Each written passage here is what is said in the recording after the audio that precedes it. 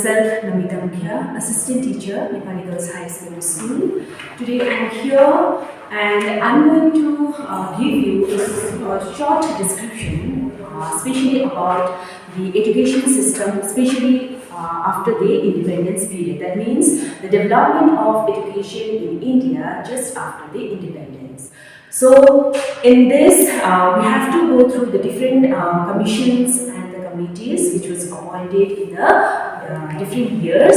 So first, we have to know that the education system, what type of education system that was existing in the India. Okay, so as we have already, you all have done in class 11, the system of the education in India after the British came to India is the starting of the modern education system in India. So at that time, or during the British rule, the national leaders, that means the Indian leader, pressurized the British government in order to give or in order to take certain responsibility in the sphere of education in India.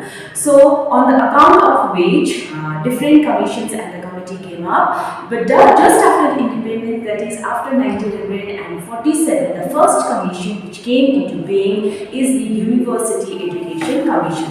So we can say that that commission is partial in nature because it has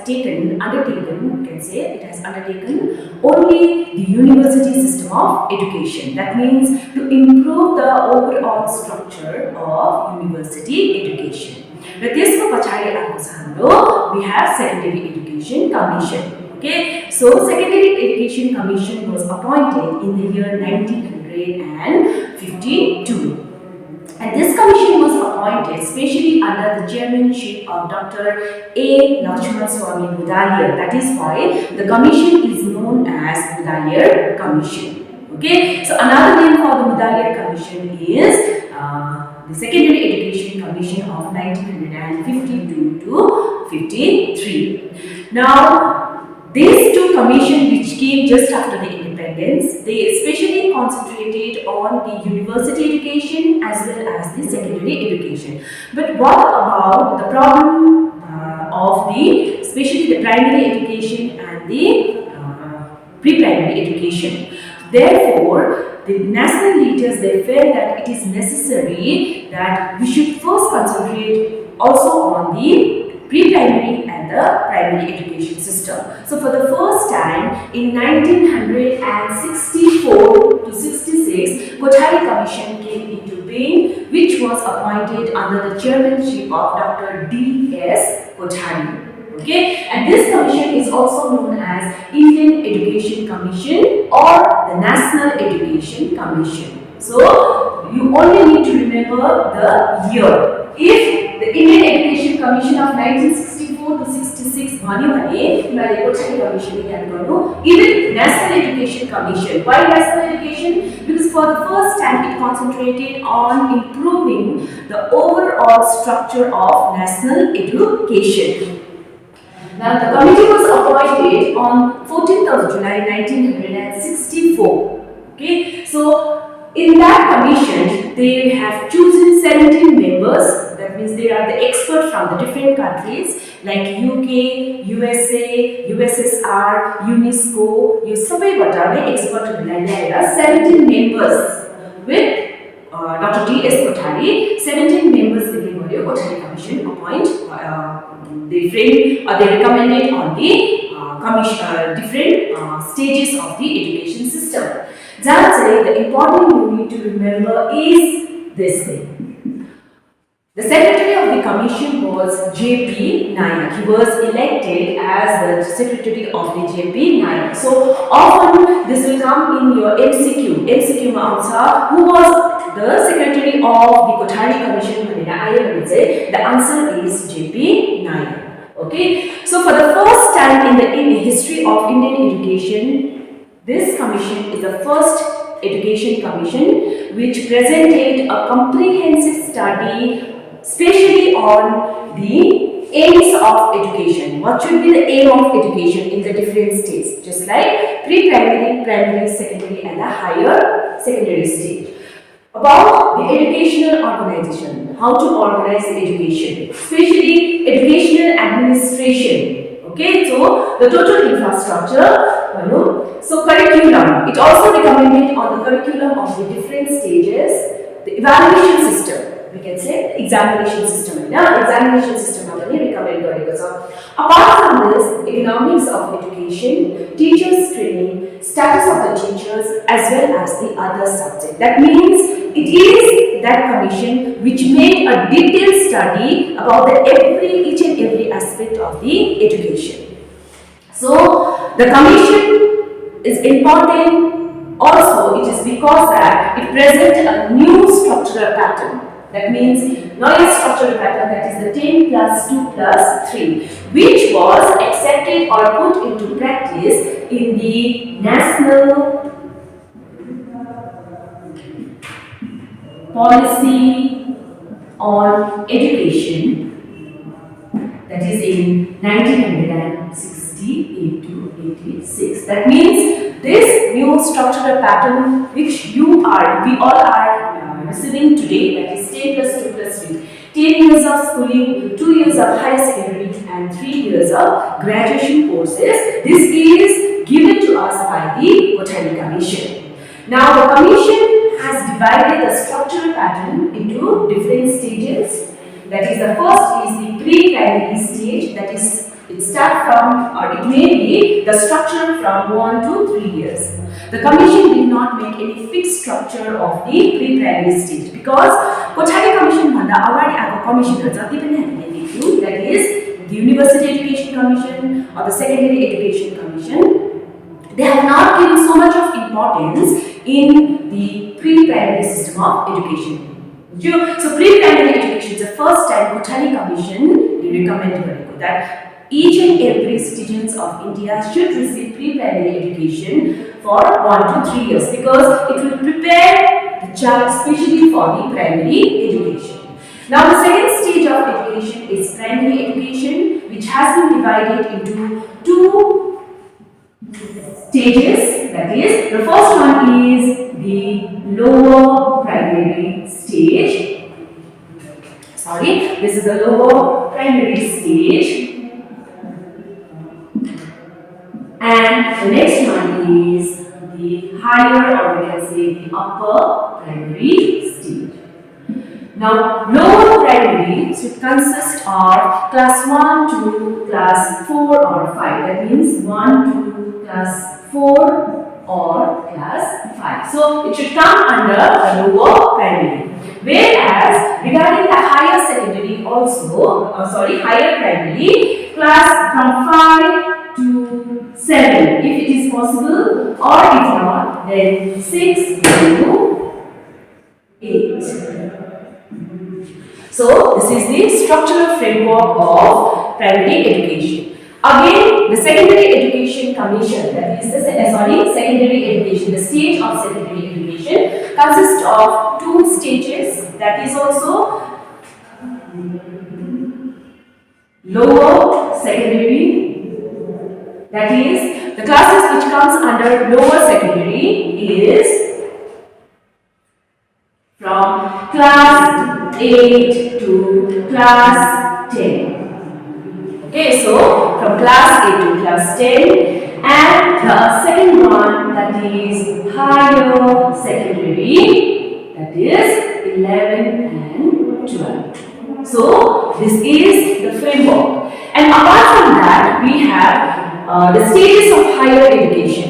Now the stages of higher education covers especially the vocational education, the technical education, professional education, which comes under the specialized education. Okay, so the system of the education according to the Kothari Commission should be divided into general education or the specialized education or the special education.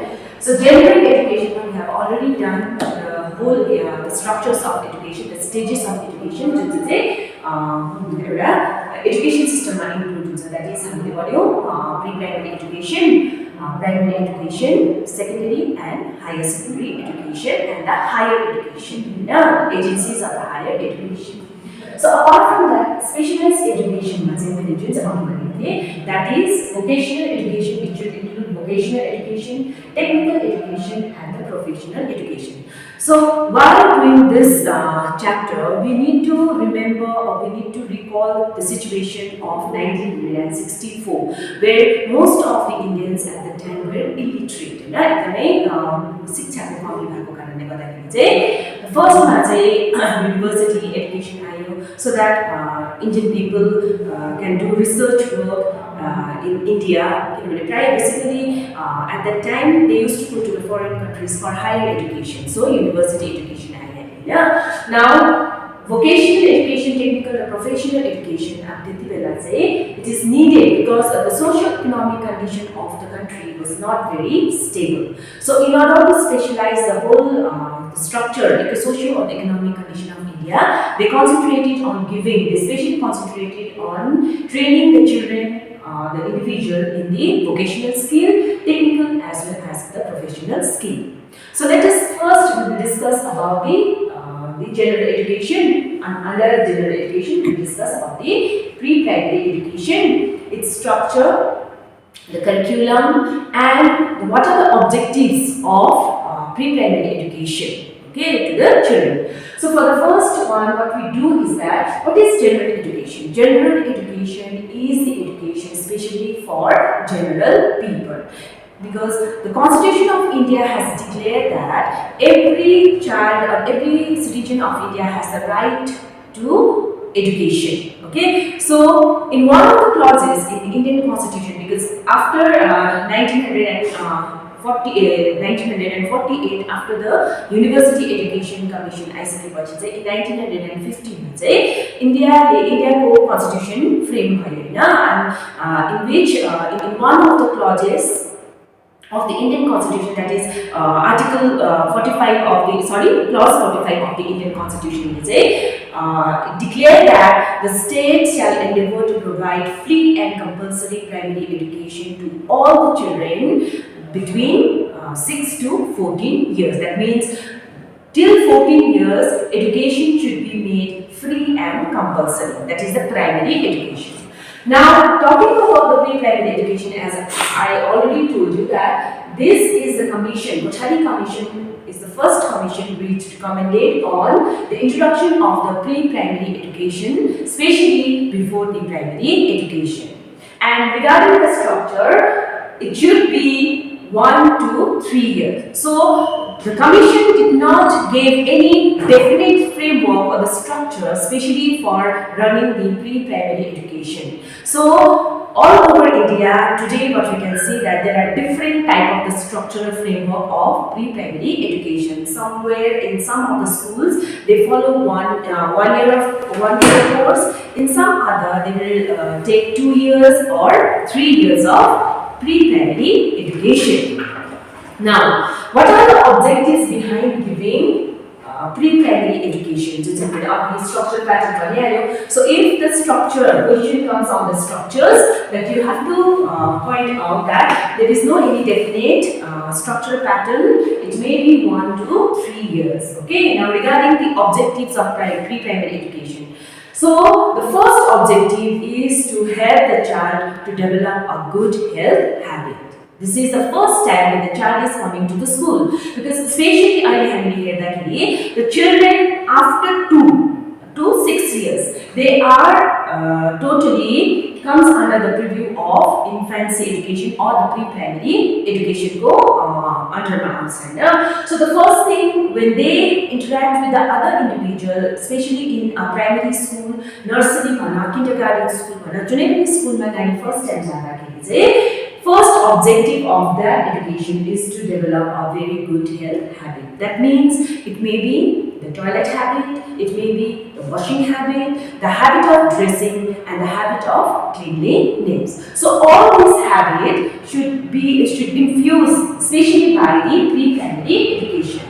Now the second objective is, as I will do here, is to develop the social attitude in the children. Like as I told you, before you have also done this thing in the class 11 in the developmental stages of the human beings जहाँ चाहिँ हामीले गर्यो that there are 4 stages of development infancy, childhood, adolescence and the adulthood stage भनेको थिए हैन.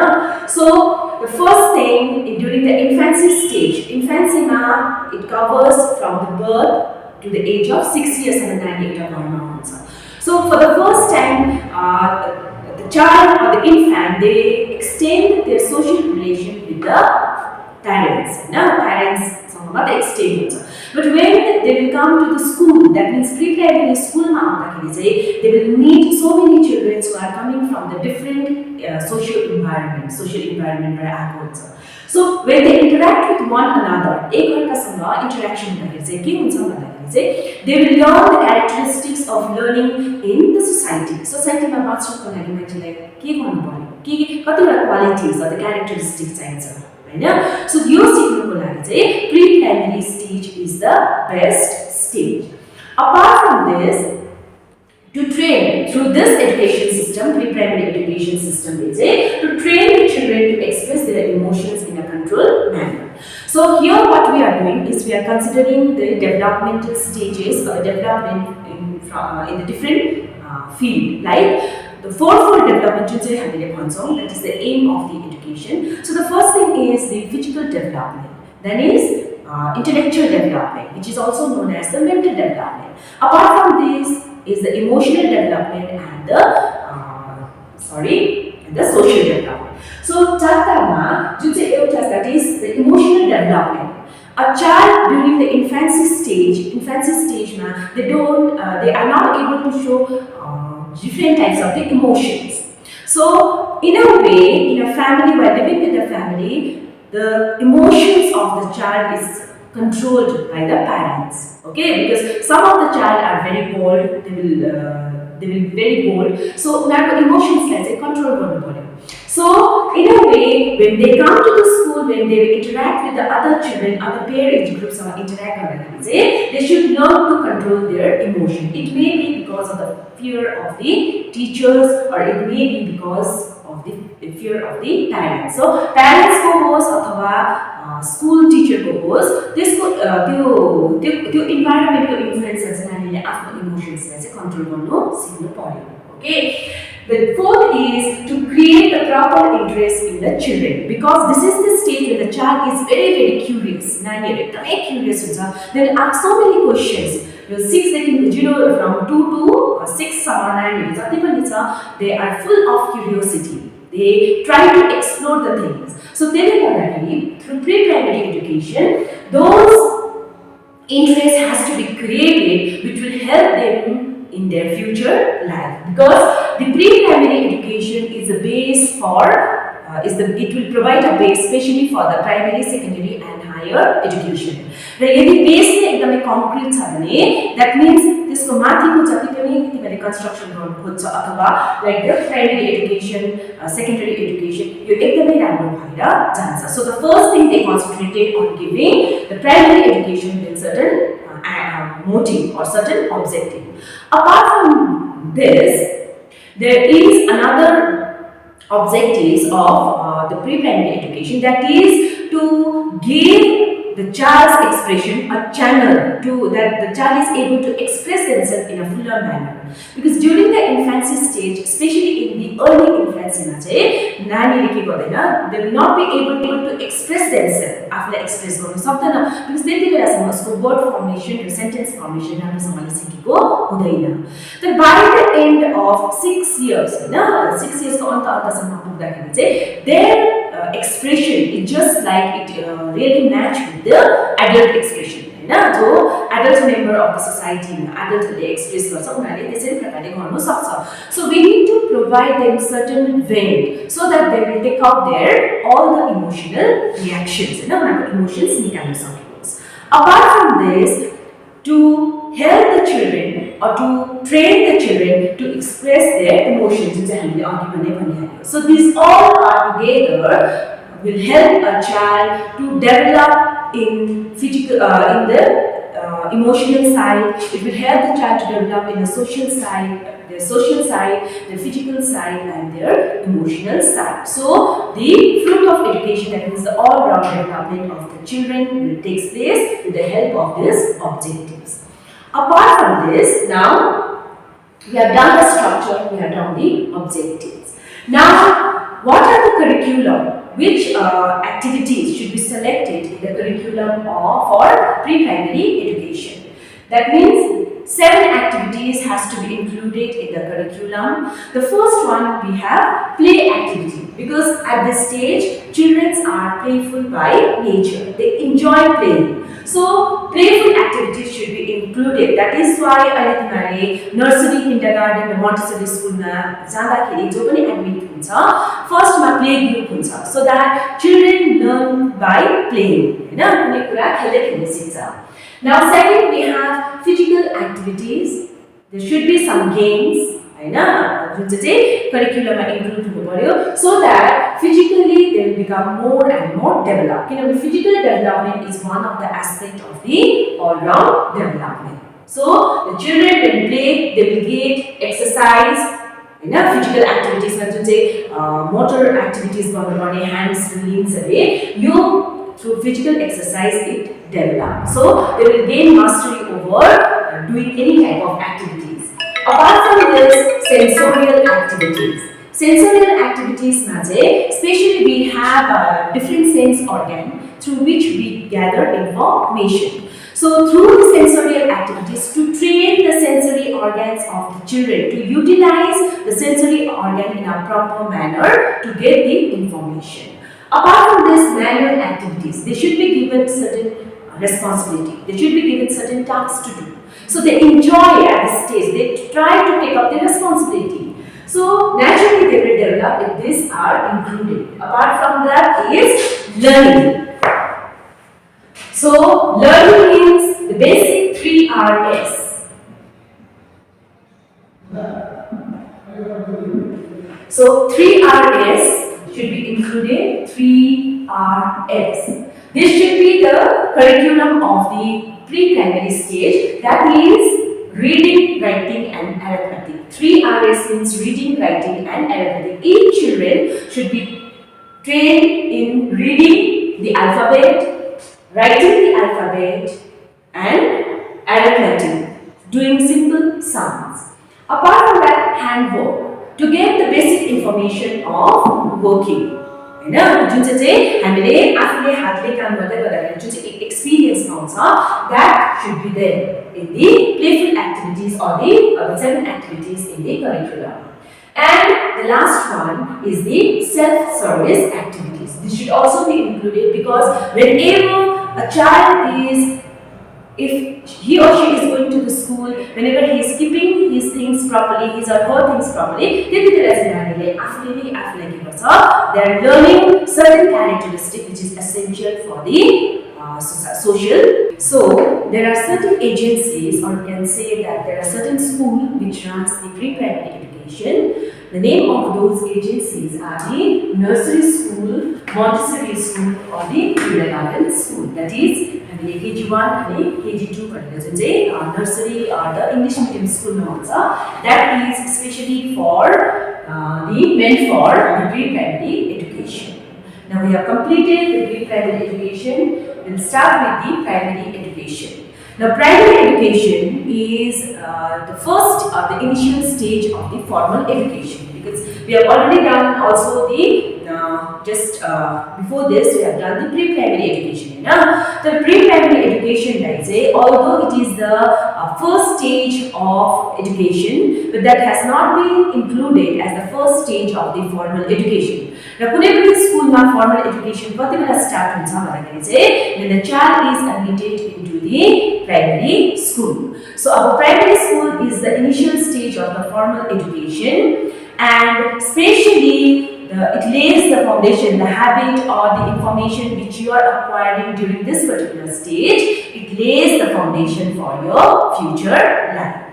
Now regarding the structures of the primary education, according to the Kothari Commission, the primary education should be divided into 2 stages. that is the lower primary and upper primary. यो मैले अघि first start गर्दाखेरि अलिकति तिमीलाई मैले description दिएको थिएँ.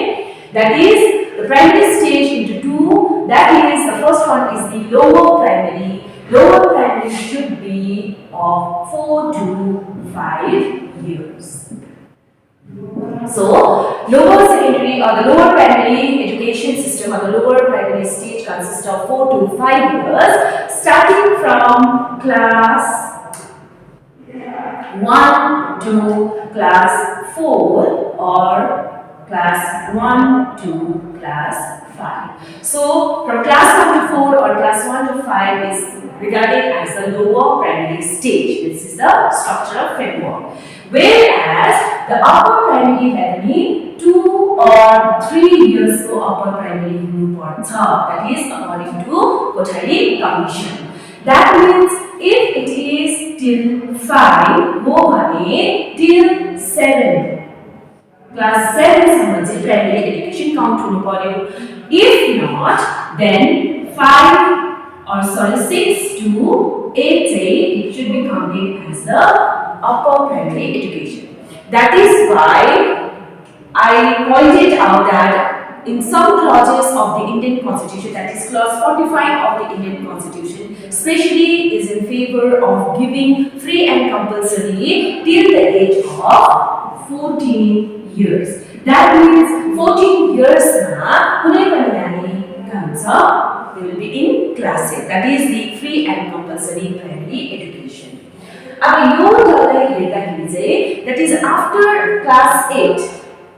After class 8, that means if the 100% of the children are coming out from the upper primary section or upper primary stage, यदि 100% नानीहरु आउँदैछ भने चाहिँ that means out of that 20% should go for that means earning their livelihood, because at that time the percentage of the illiterate एकदमै कम्ती थियो, the vacancies जुन चाहिँ employment को vacancies थियो त्यो बेसी थियो हैन. So that 20% say if they pass out from that particular institution, they can carry on their own living. Out of which we are saying 20% should go for other courses. Or if they don't want to go for any other vocational course after class 8, they can go for that particular field. Okay. Now out of 2020, now remaining we have 60%. The 60% of the student can only go to the higher primary or the higher the secondary stage. So that जुन चाहिँ burden चाहिँ after the upper primary secondary level त्यो burden चाहिँ 40% यहाँबाट निस्किँदाखेरि चाहिँ only 60% भएर चाहिँ त्यो चाहिँ अलिकति burden less भएर जान्छ. Okay. Now talking about the curriculum चाहिँ कस्तो प्रकारको select गर्नु पर्यो so that जुन चाहिँ full fledged development छ अथवा socio economic condition जुन चाहिँ छ त्यसलाई चाहिँ uplift गराउनु पर्यो. That is in the lower curriculum or the lower primary stage को curriculum मा चाहिँ one language, they have to study one language, either it may be the mother tongue or the regional language. So one language in the lower primary stage, because mother tongue is very useful, and mother tongue through mother tongue कुनै पनि नानीले सजिलैसँग बुझ्नु सक्छ. That is why lower primary education should be conducted in the mother tongue. Apart from that, number 2 we have mathematics. The simple mathematics has to be included. Then the environmental science studies or the environmental studies or the environmental science, which should consist of the different chapters from the science and the social study. So social studies र science को दुईटै मिलाएर चाहिँ environmental studies हुनु पर्यो, because you need to imagine the maturity of the child during this particular stage. Mentally they are not so advanced to get all the information. They are not capable of that in that particular stage. So environmental study, a little bit of science and a little bit of social studies. After that, creative activities. This is very important, because every child is creative in nature. We are capable of producing so many things. We do have certain qualities.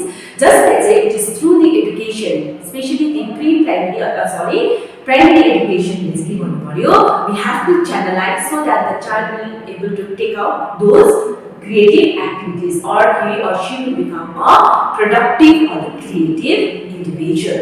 Apart from that, health education. The basic information which they require to know about their health, that is, which is included in the science. Science only includes. There are certain chapters through which you know about your health.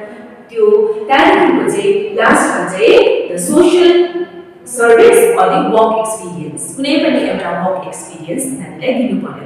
That is why तिमीहरुको हामीले हेर्दाखेरि especially in pre-primary section मा नानीलाई कि चाहिँ hand work गराउँछ, कि चाहिँ अरु वर्कहरु लाइक bamboo वर्कहरु सिकाउँछ हैन. Apart from that, they will inculcate so many habits within the children so that they will be able to get the experience and they will be able to get certain trainings. Okay. Now, especially for the curriculum of the higher primary stage, the curriculum which they recommended on the two-language formula. So, two language, either mother tongue or the regional language has to be there. They have to choose in between these two languages, or either the other language is either Hindi or English.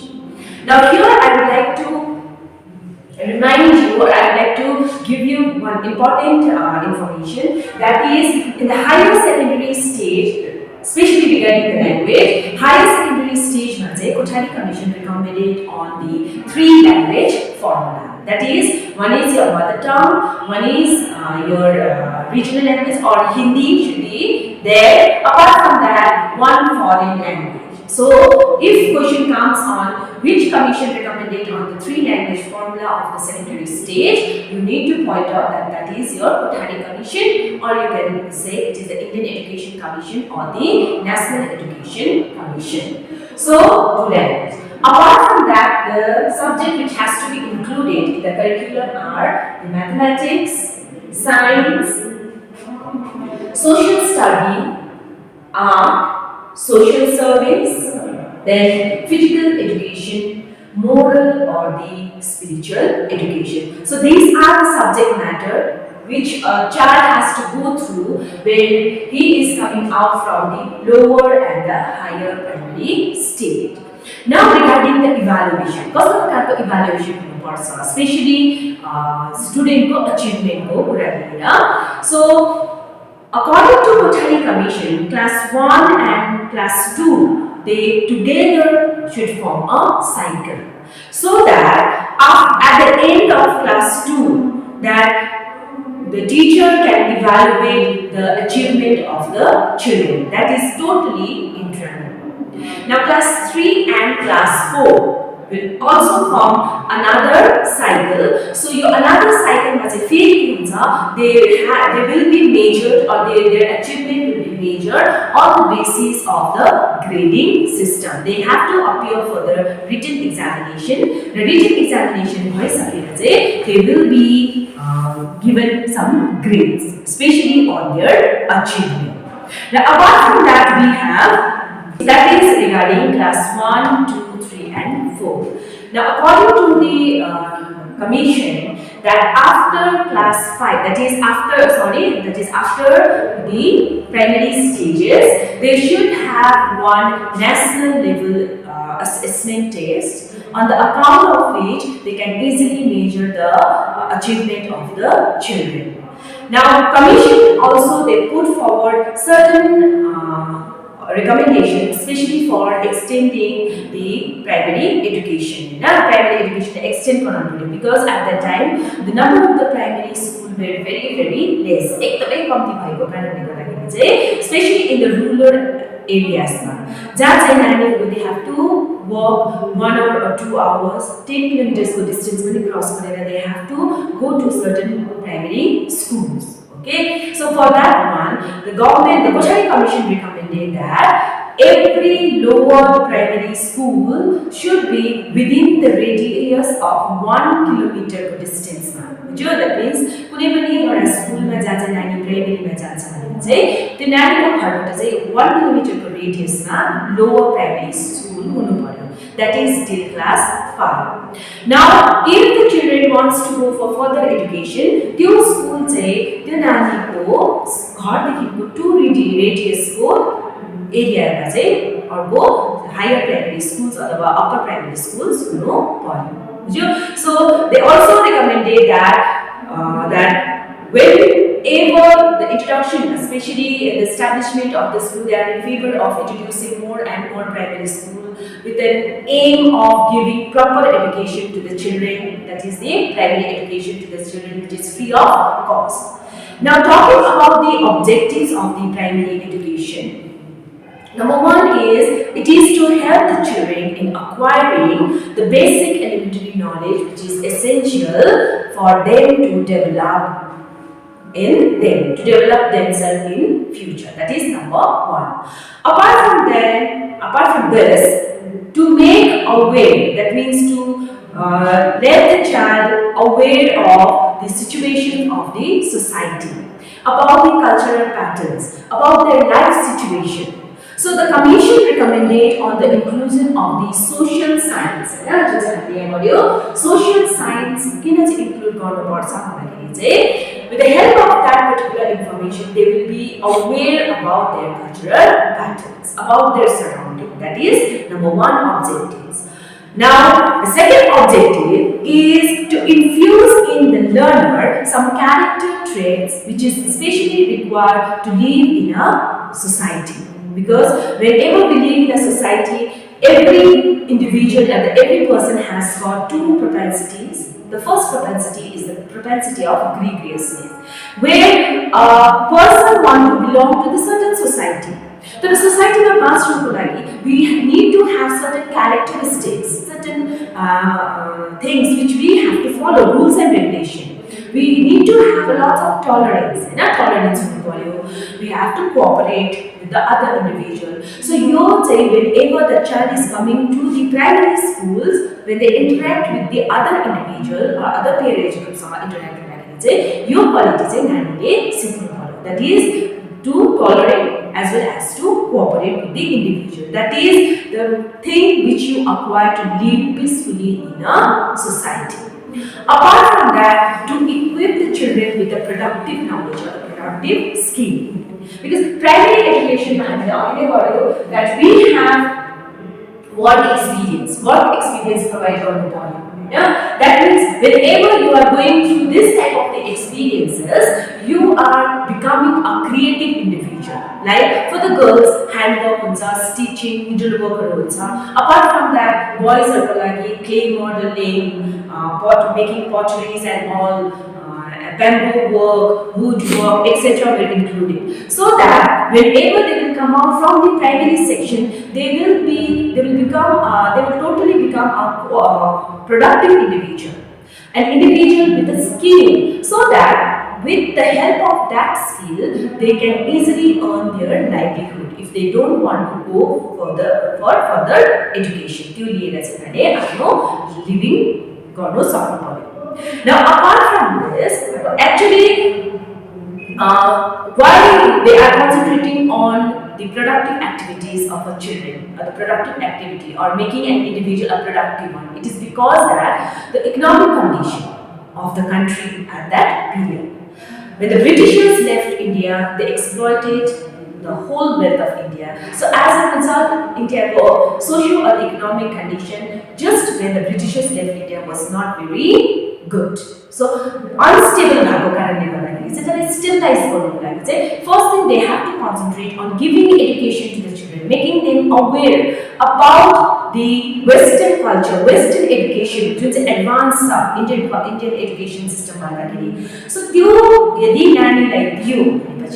the children will become more conscious, and they will help if by getting this education system, if they are able to contribute, especially in the economic sector, it is the upliftment of the whole society as well as the country.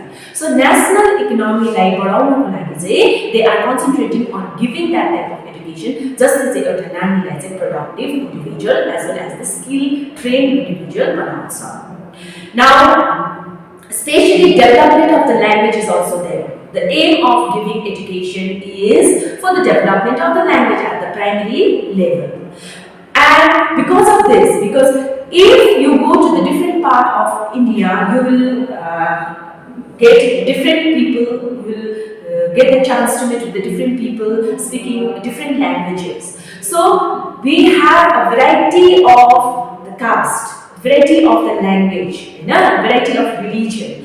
So to make a uniform or to make one language, so that if they go to any part of India, problem face numbers. That is why they especially they are in favor of introducing a link language, so that if they go from North India, if they go to South India, East India, West India, the link language will help them. They can easily express themselves. So that is another objective of introducing language at the higher primary stage. That means again, lower primary, the only one language is mother tongue, which is regional language. That is in the higher primary, two languages. Mother tongue regional choose and Hindi and English so that mother tongue, if they have the knowledge of mother tongue, Hindi or English, if they have any one knowledge of any one language, so that if they go to any part of the world, or sorry, not the world, our country, India, problem face numbers, especially on the basis of the communication. Now, the next objective of the education is to help the children with effective adjustment with the life situation. Because every time we can see that there are so many changes which is going on. That means from 1948 to 1964, there were so many changes to the society. So, with the help of primary education, they are making a child or giving a child that type of education so that they will easily fit or make adjustment in the new situations of their life. That is with the help of primary education.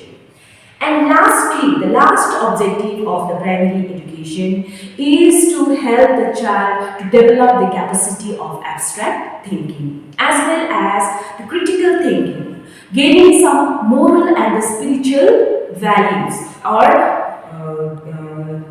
becoming conscious, spiritual consciousness, developing spiritual consciousness and the moral consciousness in the children when they lead a normal life. That is why moral or the spiritual education included in the curriculum of the higher primary education.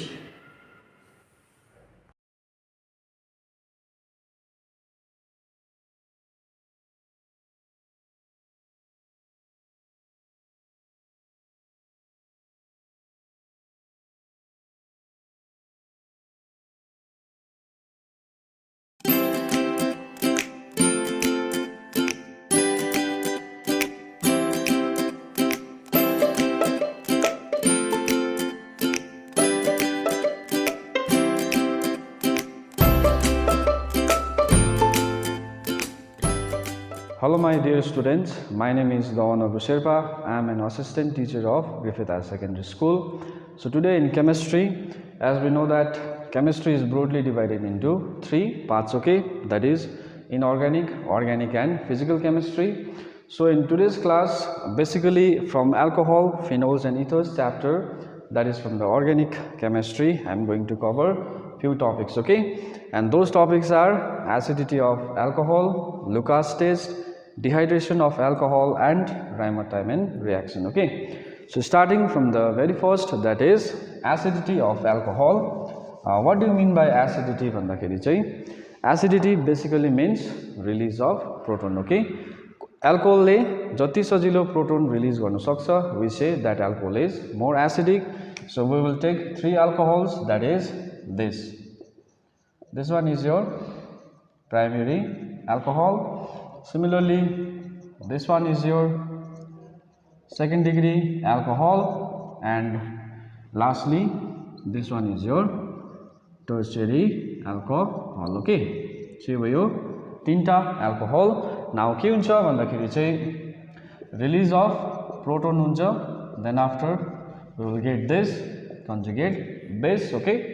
यो भयो प्रोटोनको release similarly के हुन्छ यहाँबाट conjugate base हामी second degree एल्कोहलको यो conjugate base हामी पाउँछौं okay यो भयो proton okay and similarly this one is your tertiary alcohol र टर्शियरी एल्कोहलको कन्जुगेट बेस यो हुन्छ ओके सो नाउ के छ कन्सेप्ट भन्दाखेरि चाहिँ प्रोटोनको रिलिज चाहिँ कति बेला मोर फिजिबल हुन्छ भन्दाखेरि चाहिँ that factor will be decided by the conjugate base stability okay र कन्जुगेट बेस अब हामीले यो primary second degree and tertiary एल्कोहलको हेर्दाखेरि के देख्दैछ भन्दाखेरि चाहिँ in the conjugate base of primary alcohol यहाँ के छ प्लस आई इफेक्ट भन्छ that is the inductive effect त्यो इन्डक्टिभ इफेक्ट चाहिँ कसले दिन्छ this electron donating group of the इथाइलले दिएको हुन्छ ओके सो सिमिलरली यहाँनिर second degree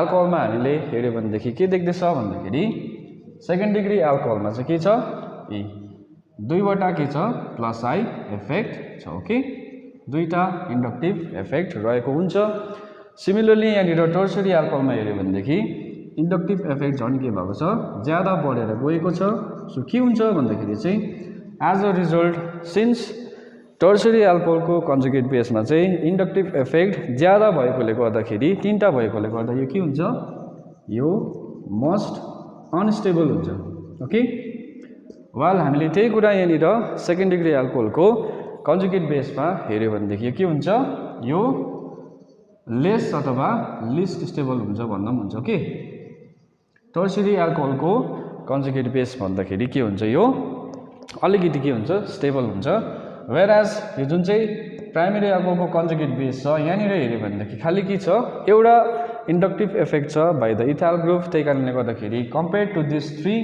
conjugate base we can conclude that this one is comparatively stable हुन्छ ओके सो त्यही कारणले गर्दाखेरि के हुन्छ भन्दाखेरि सिन्स कन्जुगेट बेस यो केसमा अलिकति स्टेबल छ यसमा कम्ती स्टेबल छ यसमा एकदमै लेस स्टेबल छ भनौँ अथवा मोस्ट अनस्टेबल छ त्यही कारणले गर्दाखेरि चाहिँ प्रोटोन रिलिज चाहिँ टर्शियरी एल्कोहलको केसमा it becomes most difficult okay followed by second degree and primary र त्यसले गर्दाखेरि के हुन्छ भन्दाखेरि रेट अफ एसिडिटी हेऱ्यो भनेदेखि के हुन्छ प्राइमेरी सेकेन्ड डिग्री टर्शियरीमा भन्दाखेरि चाहिँ most acidic will be primary alcohol followed by second degree alcohol and tertiary alcohol okay र रिजन मैले बताइदिइहालेँ कन्जुगेट बेसको stability inductive effect and all okay so यो भयो एसिडिटी अफ एल्कोहल ओके र अब हामी के गर्छौँ भन्दाखेरि चाहिँ फिनोलको एसिडिटी हेर्छौँ र एल्कोहलसँग हामी कम्पेयर गरेर हेर्छौँ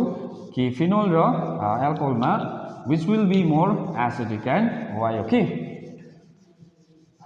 र अब this one is your phenol okay यो भयो फिनोल र अब यो फिनोलमा हामी के देख्दैछ भन्दाखेरि चाहिँ सिन्स यहाँ के छ लोन पेयर अफ इलेक्ट्रोन छ in the outermost valence shell of oxygen त्यही भएर के हुन्छ यसरी डिलोकलाइज हुन्छ ओके के हुन्छ डिलोकलाइज हुन्छ द्याट इज रेजोनेन्स पोसिबल भएको हुन्छ ओके र रेजोनेन्स पोसिबल हुँदाखेरि चाहिँ अब के हुन्छ भन्दाखेरि चाहिँ वी क्यान सी द्याट अक्सिजनमा के आयो पोजिटिभ चार्ज आयो ओके र त्यसले गर्दाखेरि चाहिँ के हुन्छ यो अक्सिजन र यो हाइड्रोजनको बन्ड के हुन्छ विक हुन्छ र विक भएकोले गर्दाखेरि चाहिँ दिस हाइड्रोजनको रिलिज के हुन्छ एकदम फिजिबल हुन्छ ओके र त्यसले गर्दाखेरि चाहिँ यो हाइड्रोजन इजिली डोनेट गर्नु सकिन्छ so that is the reason why we say phenol चाहिँ के हुन्छ it behaves as a Bronsted acid okay यो के हुन्छ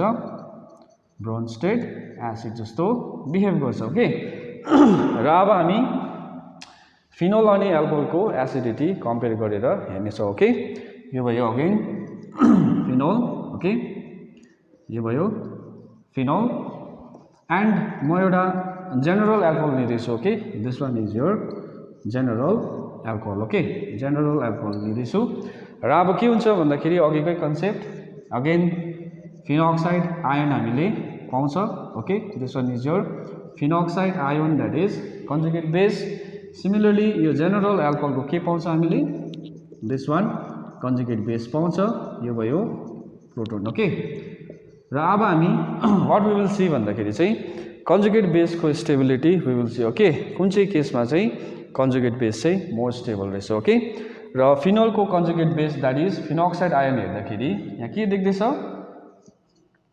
डिलोकलाइजेसन अफ इलेक्ट्रोन पोसिबल हुन्छ ओके र डिलोकलाइजेसन अफ इलेक्ट्रोन पोसिबल हुँदाखेरि चाहिँ के हुन्छ system becomes more stable okay र के हुन्छ रे यो सिस्टम मोर स्टेबल हुन्छ that is conjugate base of phenol that is phenoxide ion is highly stabilized by the delocalization of electron okay र यो एकदमै के हुन्छ स्टेबल हुन्छ ओके नाउ अब हामी conjugate base of एउटा general alcohol लिएको छ okay this one is your alkyl यसमा methyl ethyl you can take anything र के देख्दैछ यहाँनिर अगेन इन्डक्टिभ इफेक्ट हामी देख्दैछ ओके सो के हुन्छ यो इन्डक्टिभ इफेक्टले गर्दाखेरि चाहिँ यो कन्जुगेट बेस के हुन्छ अब अनस्टेबल हुन्छ okay so since conjugate base of phenol चाहिँ के छ भेरी स्टेबल छ त्यही कारणले गर्दाखेरि चाहिँ प्रोटोनको रिलिज यहाँनिर मोर पोसिबल छ विच मिन्स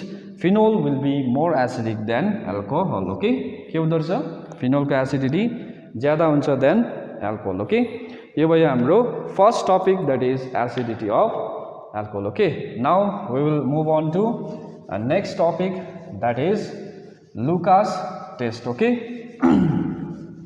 र लुकास टेस्टमा चाहिँ हामी बेसिकली के गर्छ भन्दाखेरि चाहिँ लुकास टेस्टमा चाहिँ हामीले primary second degree and tertiary एल्कोहलको के गर्छ चेक गर्छ कि हामी कसरी डिस्टिङ्ग्विस गर्नु सक्छ ओके लुकास टेस्ट र लुकास टेस्टमा चाहिँ यो के हो भन्दाखेरि यो चाहिँ ल्याब बेस्ड टेस्ट हुन्छ ओके सो ल्याबमा इफ से फर इक्जाम्पल तीनटा एल्कोहल देख्छ अरे प्राइमेरी सेकेन्ड डिग्री र टर्सरी एल्कोहल दिएको छ भनेदेखि हामीले कसरी जान्नु सक्छौँ कि that given alcohol is whether primary second degree or tertiary भन्दाखेरि चाहिँ हामीले के चलाउँछ लुकास रिएजेन्ट ओके र वाट इज लुकास रिएजेन्ट भन्दाखेरि it is basically concentrated hydrochloric acid and के चलाउँछ हामीले zinc chloride okay anhydrous zinc chloride हामीले चलाएको हुन्छ ओके सो यो भयो लुकास रिएजेन्ट नाउ के हुन्छ भन्दाखेरि we will take 3 alcohol that is this one is primary alcohol this one is your second degree alcohol and similarly we will take another that is tertiary alcohol okay यो तीनटा alcohol लिए so अब हामी के गर्छौँ we will simply put Lucas reagent that is concentrated HCl and anhydrous zinc chloride okay यहाँनिर पनि हामी त्यही नै हाल्छौँ सिमिलरली इन टर्सरी एल्कोहल पनि हामी त्यही हालेको हुन्छ ओके सो वाट ह्यापन्स भन्दाखेरि चाहिँ हामीले के अब्जर्भ गर्छ भन्दाखेरि चाहिँ टर्सरी एल्कोहलमा चाहिँ जस्तो हामीले लुकास रिएजेन्ट हाल्छ इन्स्ट्यान्टली के हुन्छ टर्बिडिटी देखा पर्छ ओके टर्बिडिटी भन्नाले एक प्रकारको धमिलोपन हामी पाइहाल्छौँ ओके र एल्कोहललाई रियाक्ट गर्दैछ with HCl obviously we will be getting alkyl halide so यहाँ टर्सरी एल्कोहलले के दिन्छ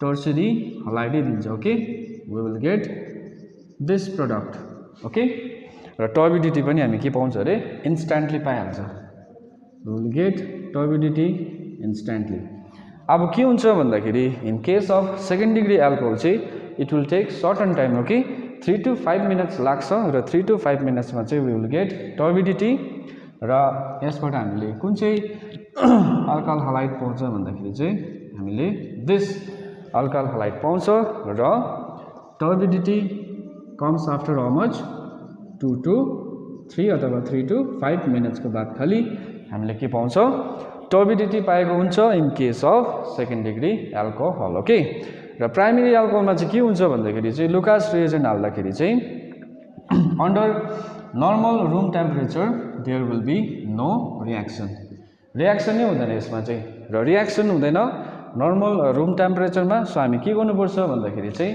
हाफ एन आवर चाहिँ कन्टिन्युस स्टिरिङ गरेर चाहिँ के गर्नुपर्छ यसलाई हिट गर्नुपर्छ देन ओन्ली हामीले के पाउँछ टर्बिडिटी पाउँछ र turbidity occurs only after say half an hour with continuous स्टिरिङ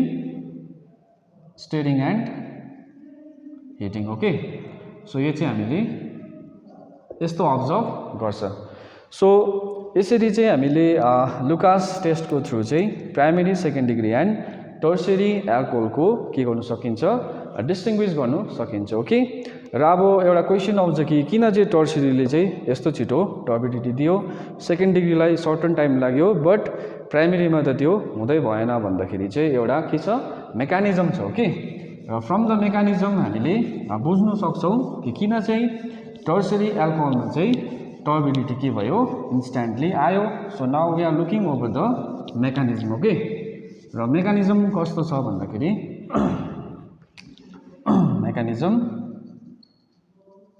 मेकानिजममा चाहिँ simply we are taking zinc chloride okay र जिङ्क क्लोराइड चाहिँ के हो भन्दाखेरि it is a Lewis acid okay किन लुइस एसिड हुन्छ भन्दाखेरि चाहिँ जिङ्कको आउटरमोस्ट भ्यालेन्स सेलमा के छ भ्याकेन्ट अर्बिटल छ that is why it can accept electron so this is the reason why it behaves as a Lewis acid okay त्यो भइहाल्यो देन आफ्टर अब हामीले के लिँदैछ भन्दाखेरि चाहिँ यहाँनिर हाम्रो के छ एउटा एल्कोहल छ सो यहाँनिर लोन पेयर अफ इलेक्ट्रोन छ it gets donated over here र के पाउँछ हामीले दिस इन्टरमिडिएट पाउँछ okay will get this okay र अब सेकेन्ड स्टेपमा के हुन्छ यहाँबाट यो बन्ड यसरी ब्रेक भएर we will get carbocation and this okay यो पाउँछ ओके र अब इम्पोर्टेन्ट फ्याक्टर चाहिँ के छ भन्दाखेरि चाहिँ first I will write the mechanism then after I will explain okay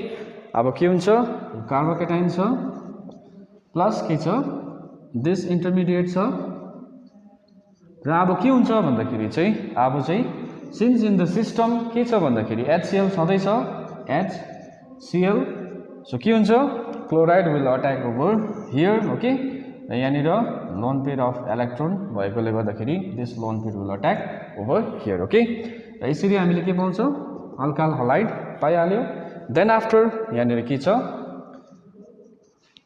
यो अट्याक भएर यो बोन्ड के हुन्छ it will move over this side okay so के पाउँछ वाटर पाइहाल्छ देन आफ्टर के हुन्छ जिङ्क क्लोराइड जस्तोको त्यस्तै बस्छ र मोस्ट इम्पोर्टेन्ट कुरा चाहिँ यहाँनिर के छ भन्दाखेरि चाहिँ दिस कार्बोक्याटायन ओके कार्बोक्याटायन र कार्बोक्याटायनको स्टेबिलिटीको order we know that since third degree is most stable followed by second degree and primary त्यही कारणले गर्दा के हुन्छ भन्दाखेरि टर्सियरी कार्बोक्याटायन चाहिँ मोस्ट स्टेबल भएकोले गर्दाखेरि चाहिँ टर्सियरी कार्बोक्याटायन चाहिँ बनिहाल्छ ओके सो बनिहाल्छ means it will give turbidity instantly तर सेकेन्ड डिग्री अल्कोहल अलिकति के हुन्छ त्यसको कार्बोक्याटायन सेकेन्ड डिग्री कार्बोक्याटायन अलिकति लेस स्टेबल हुन्छ so it will take certain time त्यो भएकोले गर्दा टर्बिडिटी 3 to 5 मिनट्समा हुन्छ okay but in case of primary alcohol के हुँदैछ प्राइमेरी कार्बोक्याटायन चाहिँ लिस्ट स्टेबल भएकोले गर्दाखेरि चाहिँ के हुन्छ it will take half an hour continuous stirring and heating then only it will give turbidity okay so यो भयो mechanism र mechanism बाट we can understand that in Lucas test किन चाहिँ टर्सियरीले के दिँदो रहेछ टर्बिडिटी छिटो दिँदो रहेछ सेकेन्ड डिग्रीले अलिकति टाइम लगाउँदो रहेछ while प्राइमेरीले चाहिँ नर्मल रुम टेम्परेचरमा हुँदैन रहेछ भनेर बुझ्यो हामीले ओके सो अब एउटा क्वेसन छ तपाईहरुलाई र क्वेसन चाहिँ के छ भन्दाखेरि चाहिँ this one is your benzyl alcohol okay this one is your benzyl alcohol okay benzyl alcohol okay similarly again this one is your phenol यो भयो phenol र my question चाहिँ के छ भन्दाखेरि चाहिँ can you tell me that why अथवा is it possible in case of benzyl alcohol and phenol Lucas test will be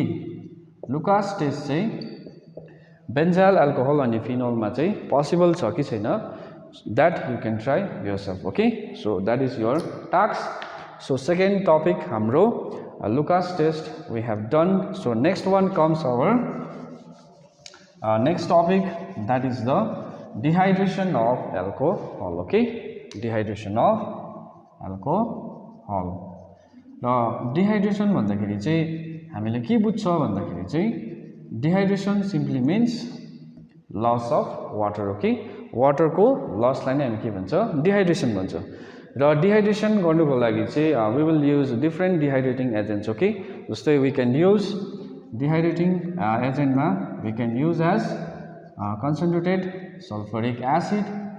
Similarly, we can also use phosphoric acid and we can also use aluminum oxide. Okay, so यो भयो dehydrating agents हरु. र अब के हुन्छ भन्दाखेरि चाहिँ म एउटा general reaction लेख्दैछु. Okay, this one is your general reaction. यहाँनिर OH यहाँनिर H. Okay, यो भयो एउटा general alcohol. So के गर्दैछ हामी एसिड दिएर हिट दिन्छौं, के हुन्छ यहाँ एउटा H यहाँ एउटा OH, that is overall H2O निक्लेर चाहिँ के हुन्छ we will get this alkene. Okay, र डिहाइड्रेसन को प्रोडक्ट चाहिँ के हुँदो रहेछ भन्दाखेरि चाहिँ it will be alkene. बुझेन?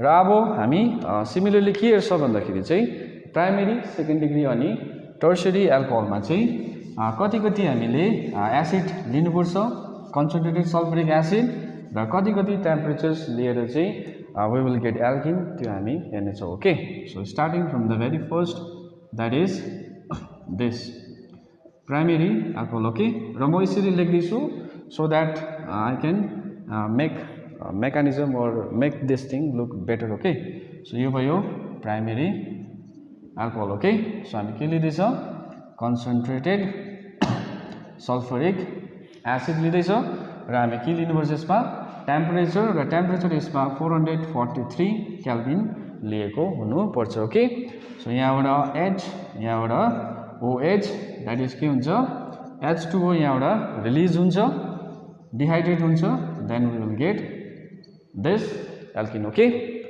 र अब हामी के लिन्छ सेकेन्ड डिग्री एल्कोहल. ओके, र सेकेन्ड डिग्री एल्कोहल यो भइहाल्यो. Okay, this one. र सेकेन्ड डिग्री एल्कोहलमा पनि हामीले डिहाइड्रेटिङ एजेन्ट के लिन्छ भन्दाखेरि we will again use concentrated sulphuric acid only. तर अब चाहिँ के हुन्छ कन्सन्ट्रेसन हामी कम्ती चलाउनु पर्छ. ओके, कति we will use 80% of sulphuric acid. Temperature हामी अझै कम्ती चलाउनु पर्छ that is 440 kelvin only. Okay, र अब के हुन्छ लस अफ वाटर यहाँबाट OH यहाँबाट H then after we will get this alkene. Okay, र हामीले यो एल्किन पाएको हुन्छ. ओके, र now comes our third one that is tertiary alcohol. यो भयो टर्शियरी एल्कोहल.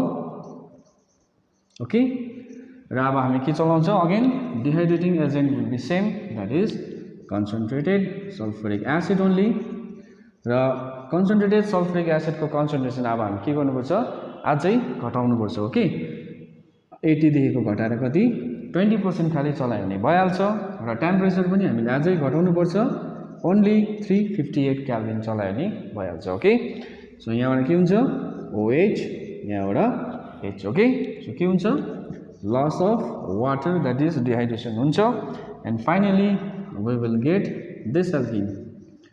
अब हामी यो एल्किन पाएको हुन्छ. Okay, so this is how in case of primary second degree and tertiary alcohol के हुन्छ डिहाइड्रेसन भएर हामीले डिफ्रेन्ट प्रडक्ट पाउँछ. र हामीले याद गर्नुपर्छ यहाँनिर concentration of sulphuric acid. Okay, 100%, 80%, 20% र टेम्परेचर कति 443 Calvin, 440 Calvin and 358 Calvin. Okay, यो भयो एउटा जेनरल रियाक्सन. अब हामी यसको पनि के हेर्छ मेकानिजम हेर्छ. ओके, र मेकानिजम के हुन्छ भन्दाखेरि चाहिँ मेकानिजम बेसिकली तीनटा स्टेप्समा हुन्छ. ओके, फर्स्ट स्टेपमा के हुन्छ भन्दाखेरि चाहिँ फर्स्ट स्टेपमा चाहिँ मेकानिजमको देयर विल बी प्रोटोनेसन हुन्छ. ओके, के हुन्छ रे प्रोटोनेसन. ओके, प्रोटोनेसन. र प्रोटोनेसनमा चाहिँ के हुन्छ भन्दाखेरि चाहिँ म एउटा जेनरल एल्कोहल लिँदैछु. Okay, that is this primary alcohol लिँदैछु र यो डल्लै रियाक्सन के हुन्छ रिभर्सिबल हुन्छ. ओके, रिभर्सिबल हुन्छ र यो फर्स्ट स्टेप अफ प्रोटोनेसन के हुन्छ फास्ट हुन्छ. ओके, सो यो भयो एसिड यहाँनिर लोन पेयर अफ इलेक्ट्रोन यहाँ अट्याक हुन्छ देन आफ्टर के हुन्छ वी विल गेट दिस यो पाउँछौँ. ओके, यो भयो फर्स्ट स्टेप दैट इज प्रोटोनेसन. अब आउँछ हाम्रो सेकेन्ड स्टेप र सेकेन्ड स्टेपमा चाहिँ के आउँछ भन्दाखेरि चाहिँ कार्बोकेटाइनको फर्मेसन र यो स्टेप एकदमै के हुन्छ इम्पोर्टेन्ट हुन्छ ओके र कार्बोकेटाइन फर्मेसन कसरी हुन्छ भन्दाखेरि चाहिँ यसरी हुन्छ यो पनि के हो रिभर्सिबलै हुन्छ र रिभर्सिबल भएकोले गर्दाखेरि we know that this is slow step हुन्छ ओके र यो कार्बोकेटाइन फर्मेसन चाहिँ स्लो स्टेप भएकोले गर्दाखेरि यो चाहिँ के हुन्छ रेट डिटरमाइनिङ स्टेप हुन्छ इन एनी रिभर्सिबल रिएक्सन त्यो याद राख्नुपर्छ र के हुन्छ यसरी यता गएर चाहिँ we will get this carbocation okay and वाटरको के हुन्छ रिलिज हुन्छ यो भयो second step carbocation formation now comes our last step that is third one र थर्ड वानमा के हुन्छ इलिमिनेसन हुन्छ ओके इलिमिनेसन हुन्छ ओके र इलिमिनेसनमा के हुन्छ भन्दाखेरि we will take that carbocation only यो छ ओके यहाँनिर प्रोटोन छ र के हुन्छ again this will be reversible र यो के हुन्छ प्रोटोन यता शिफ्ट हुन्छ यता शिफ्ट भएर we will finally get this alkene okay so यो चाहिँ भयो मेकानिजम अफ यो कसरी हुँदो रहेछ प्रोटोनेसन भयो त्यहाँको सेकेन्डमा कार्बोकेटाइन फर्मेसन थर्डमा elimination so this is how dehydration of एल्कोहलको के हुन्छ मेकानिजम तीनटा स्टेपमा भएको हुन्छ र हामीले के याद राख्नुपर्छ भन्दाखेरि रेट अफ डिहाइड्रेसन चाहिँ कस्तो फलो गर्छ भन्दाखेरि चाहिँ रेट अफ डिहाइड्रेसन चाहिँ के फलो गर्छ tertiary second degree and primary alcohol र किन चाहिँ यो अर्डर फलो गर्छ भन्दाखेरि चाहिँ अगेन अघिकै concept that is carbocation okay यहाँनिर हामीले देखिहाल्दैछ कार्बोकेटाइन फर्मेसन हुन्छ र अगेन सिन्स कार्बोकेटाइन चाहिँ टर्सियरी मोस्ट स्टेबल हुन्छ then second degree then primary त्यही भएकोले गर्दाखेरि चाहिँ टर्सियरी एल्कोहल चाहिँ डिहाइड्रेट सजिलै हुन्छ followed by second degree and primary alcohol okay यो भयो हाम्रो third topic that was dehydration of alcohol अब हामी के गर्छ भन्दाखेरि चाहिँ last topic we will do today okay र त्यो टपिक चाहिँ के छ भन्दाखेरि चाहिँ एल्कोहलको एकदमै भेरी भेरी इम्पोर्टेन्ट रिएक्सन छ र त्यसलाई चाहिँ हामी भन्छ राइमर-टाइमन रिएक्सन ओके र राइमर-टाइमन रिएक्सनमा चाहिँ के हुन्छ भन्दाखेरि राइमर-टाइमन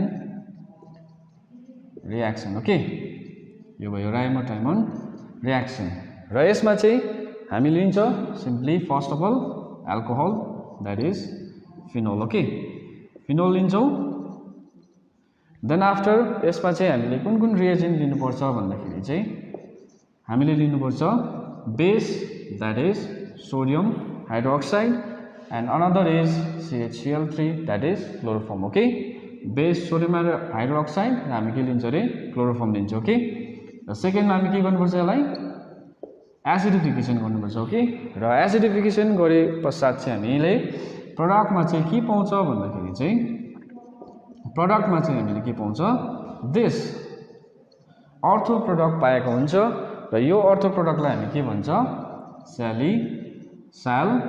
डिहाइड भन्छ ओके डिहाइड र किन चाहिँ यो अर्थो प्रडक्ट नै बन्ने हो भन्दाखेरि चाहिँ बिकज यो अर्थो प्रडक्टमा हामी देख्न सक्छौँ कि यहाँनिर यो H यहाँ भयो CH डबल बन्ड O र के हुन्छ यो अक्सिजन अनि दिस हाइड्रोजनको के हुन्छ इन्ट्रामोलिकुलर हाइड्रोजन बन्डिङ हुन्छ ओके के हुन्छ अरे इन्ट्रामोलिकुलर हाइड्रोजन बन्डिङ हुन्छ र इन्टरमोलिकुलर हाइड्रोजन बन्डिङ भएकोले गर्दाखेरि चाहिँ के हुन्छ preferred product will be this ortho product that is salicylaldehyde okay र एक्जाममा विशेष गरी एचएस को क्वेसनमा के सोधिएको हुन्छ भन्दाखेरि चाहिँ यो फिनोल दिएको हुन्छ र यहाँनिर रिएजेन्ट दिएको हुन्छ यहाँनिर चाहिँ यसरी प्रेडिक्ट द प्रोडक्ट भनेर आएको हुन्छ ओके क्वेसनमा र समटाइम्स के हुन्छ भन्दाखेरि चाहिँ they will give this reactant they will give this product र you will be asked to write the reagent okay त्यो पनि याद गर्नु पर्यो र नाउ यो त भयो सिम्पल रिएक्सन बट हामीले के पनि हेर्नुपर्छ मेकानिजम पनि it's very very important so that is why now we will look over the mechanism okay र मेकानिजम कस्तो छ अब हामी त्यो हेर्छौँ ओके राइमर-टाइमन रिएक्सनको मेकानिजम र मेकानिजममा के छ भन्दाखेरि चाहिँ हामीले के चलाउँदैछ क्लोरोफर्म चलाउँदैछ okay CHCl3 okay and we know that chlorine के हो इलेक्ट्रोनेगेटिभ एटम हो र इलेक्ट्रोनेगेटिभ एटम भएकोले गर्दाखेरि चाहिँ यसले के गर्छ इलेक्ट्रोन डेन्सिटी आफ्नोपट्टि पुल गर्छ र त्यसले गर्दाखेरि कार्बन र हाइड्रोजनको के हुन्छ अब यो बन्ड वीक हुन्छ र वीक हुँदाखेरि अगेन दिस हाइड्रोजन के हुन्छ इट विल बी एसिडिक हुन्छ ओके र एसिडिक हुन्छ र हामीले सिस्टममा के चलाउँदैछ बेस चलाउँदैछ र बेस चलाएकोले गर्दाखेरि अब यो के हुन्छ एसिडिक हाइड्रोजन एब्स्ट्र्याक्ट हुन्छ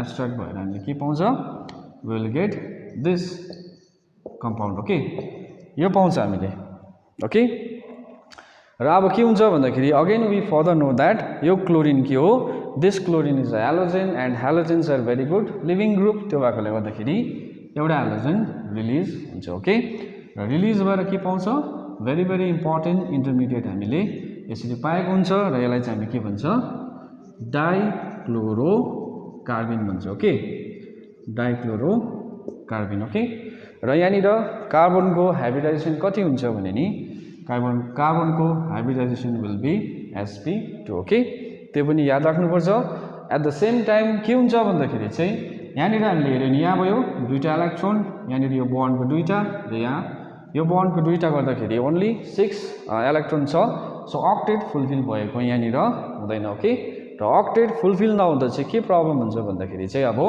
it will behave as a Lewis acid okay त्यो कुरा पनि हामीले याद राख्नुपर्छ okay now comes our second step okay र सेकेन्ड स्टेपमा के छ भन्दाखेरि we have this one phenol okay र के छ अब बेस छ हाम्रो NaOH र यो बेसले यो प्रोटोनलाई के गर्छ एब्स्ट्र्याक्ट गर्छ एब्स्ट्र्याक्ट गरेपछि के हुन्छ यता बन्ड शिफ्ट भएर we will get phenoxide ion okay यो भयो फिनोक्साइड आयन देन आफ्टर के हुन्छ भन्दाखेरि चाहिँ अगेन रेजोनेन्स हुन्छ रेजोनेन्सको बाद बन्ड यता शिफ्ट भएर we will get this okay this one र यो बनेपछि के हुन्छ भन्दाखेरि चाहिँ सिन्स हाम्रो के बनेको छ डाइक्लोरोकार्बिन बनेको छ अब के आउँछ यहाँनिर कार्बिन आउँछ ओके दिस वान र अब के हुन्छ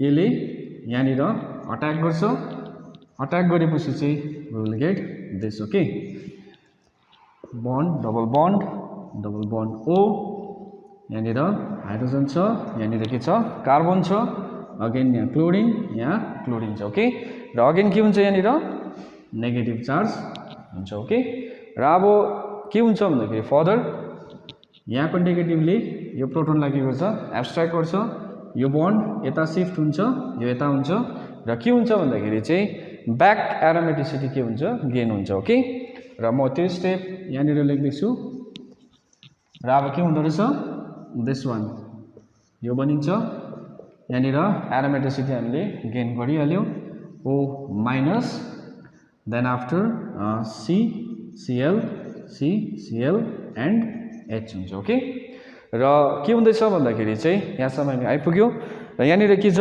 दुईटा क्लोरिन छ र अगेन के हो यो गुड लिभिङ ग्रुप भएकोले गर्दाखेरि चाहिँ हामीले 2 मोल्स अफ सोडियम हाइड्रोक्साइड हाल्यो भनेदेखि चाहिँ के हुन्छ त्यो क्लोरिन पनि के हुन्छ रिप्लेस हुन्छ र रिप्लेस भएर त्यसको प्लेसमा के आउँछ 2OH ग्रुप आउँछ ओके र वी नो दैट एउटै कार्बनमा यदि दुईवटा हाइड्रोक्सी ग्रुप भयो भनेदेखि के हुन्छ त्यो अनस्टेबल हुन्छ अगेन अनस्टेबल भएदेखि के हुन्छ यहाँबाट OH यहाँबाट H के हुन्छ वाटर रिलिज हुन्छ र वाटर रिलिज भएर चाहिँ हामीले के पाउँछ दिस यो पाउँछ ओके दिस वान पाउँछ C डबल बन्ड OH र अब मेकानिजम इज अलमोस्ट ओभर अब केही पनि छैन अब यो लास्ट स्टेपमा हामी के गर्नुपर्छ एसिडिफिकेसन गर्नुपर्छ र एसिडिफिकेसन गर्यो भनेदेखि चाहिँ we will finally get our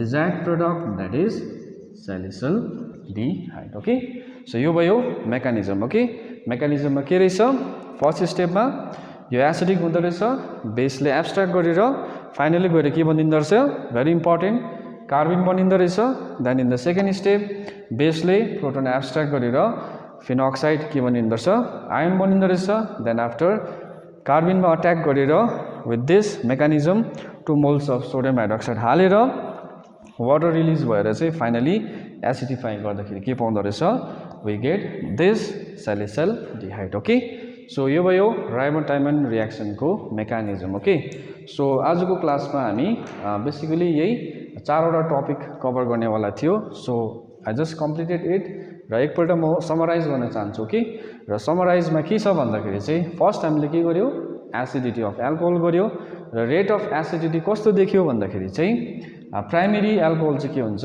most acidic followed by second degree and tertiary okay रिजनमा के थियो because of the inductive effect okay र सेकेन्डमा हामीले के गरेको थियो लुकास टेस्ट गरेको थियो र लुकास टेस्टमा हामीले के देख्यो भन्दाखेरि चाहिँ टर्सियरी एल्कोहलले टर्बिडिटी इन्स्ट्यान्टली दियो सेकेन्ड डिग्रीले it took certain time 3 to 5 minutes but in case of primary alcohol it took nearly कति नर्मल रुम टेम्परेचरमा त के भयो कन्डिसनमा रियाक्सनै भएन हाफ एन आवर हिटिङहरू गर्दाखेरि खालि टर्बिडिटी दियो र विथ हेल्प अफ मेकानिजम हामीले के देख्यो भन्दाखेरि चाहिँ सिन्स सिस्टममा के बनिँदो रहेछ त्यति बेला कार्बोकेटाइन जेनेरेसन हुँदो रहेछ र tertiary carbocation is most stable followed by second degree and primary this is the reason why Lucas test चाहिँ के भएको रहेछ टर्सियरी एल्कोहलले इन्स्ट्यान्टली दिएको रहेछ followed by secondary and primary alcohol okay र एउटा मैले टास्क पनि दिएँ बेन्जाइल एल्कोहल अनि फिनोलमा चाहिँ लुकास टेस्ट पोसिबल छ कि छैन भनेर र थर्ड टपिक हाम्रो के थियो भन्दाखेरि चाहिँ dehydration of alcohol in which we saw कि हामीले कन्सन्ट्रेसन अफ सल्फ्युरिक एसिड कति चलाउनु पर्ने ओके प्राइमेरी सेकेन्ड डिग्री टर्सियरीमा त्यसरी नै टेम्परेचर कति चलाउनु पर्ने त्यो हामीले देख्यो र मेकानिजम पनि हेरिहाल्यो र रेट अफ हामीले डिहाइड्रेसन हेर्दाखेरि के देख्यो सबसे छिटो केमा हुँदो रहेछ टर्सियरीमा then second degree then primary reason के थियो अगेन कार्बोकेटाइनको स्टेबिलिटी थियो okay and last topic was this Reimer Tiemann reaction र यो चाहिँ बेसिकली के हो फिनोलको एउटा रियाक्सन हो जसमा चाहिँ हामीले क्लोरोफर्म अनि बेस चलाएर चाहिँ हामीले अर्थो प्रोडक्ट द्याट इज सैलिसिलडिहाइड बनेको थियो र हामीले मेकानिजम पनि कम्प्लिटली हेऱ्यौँ कि कसरी फाइनली यो प्रोडक्ट बनिँदो रहेछ okay so this much for today I hope you all enjoyed it thank you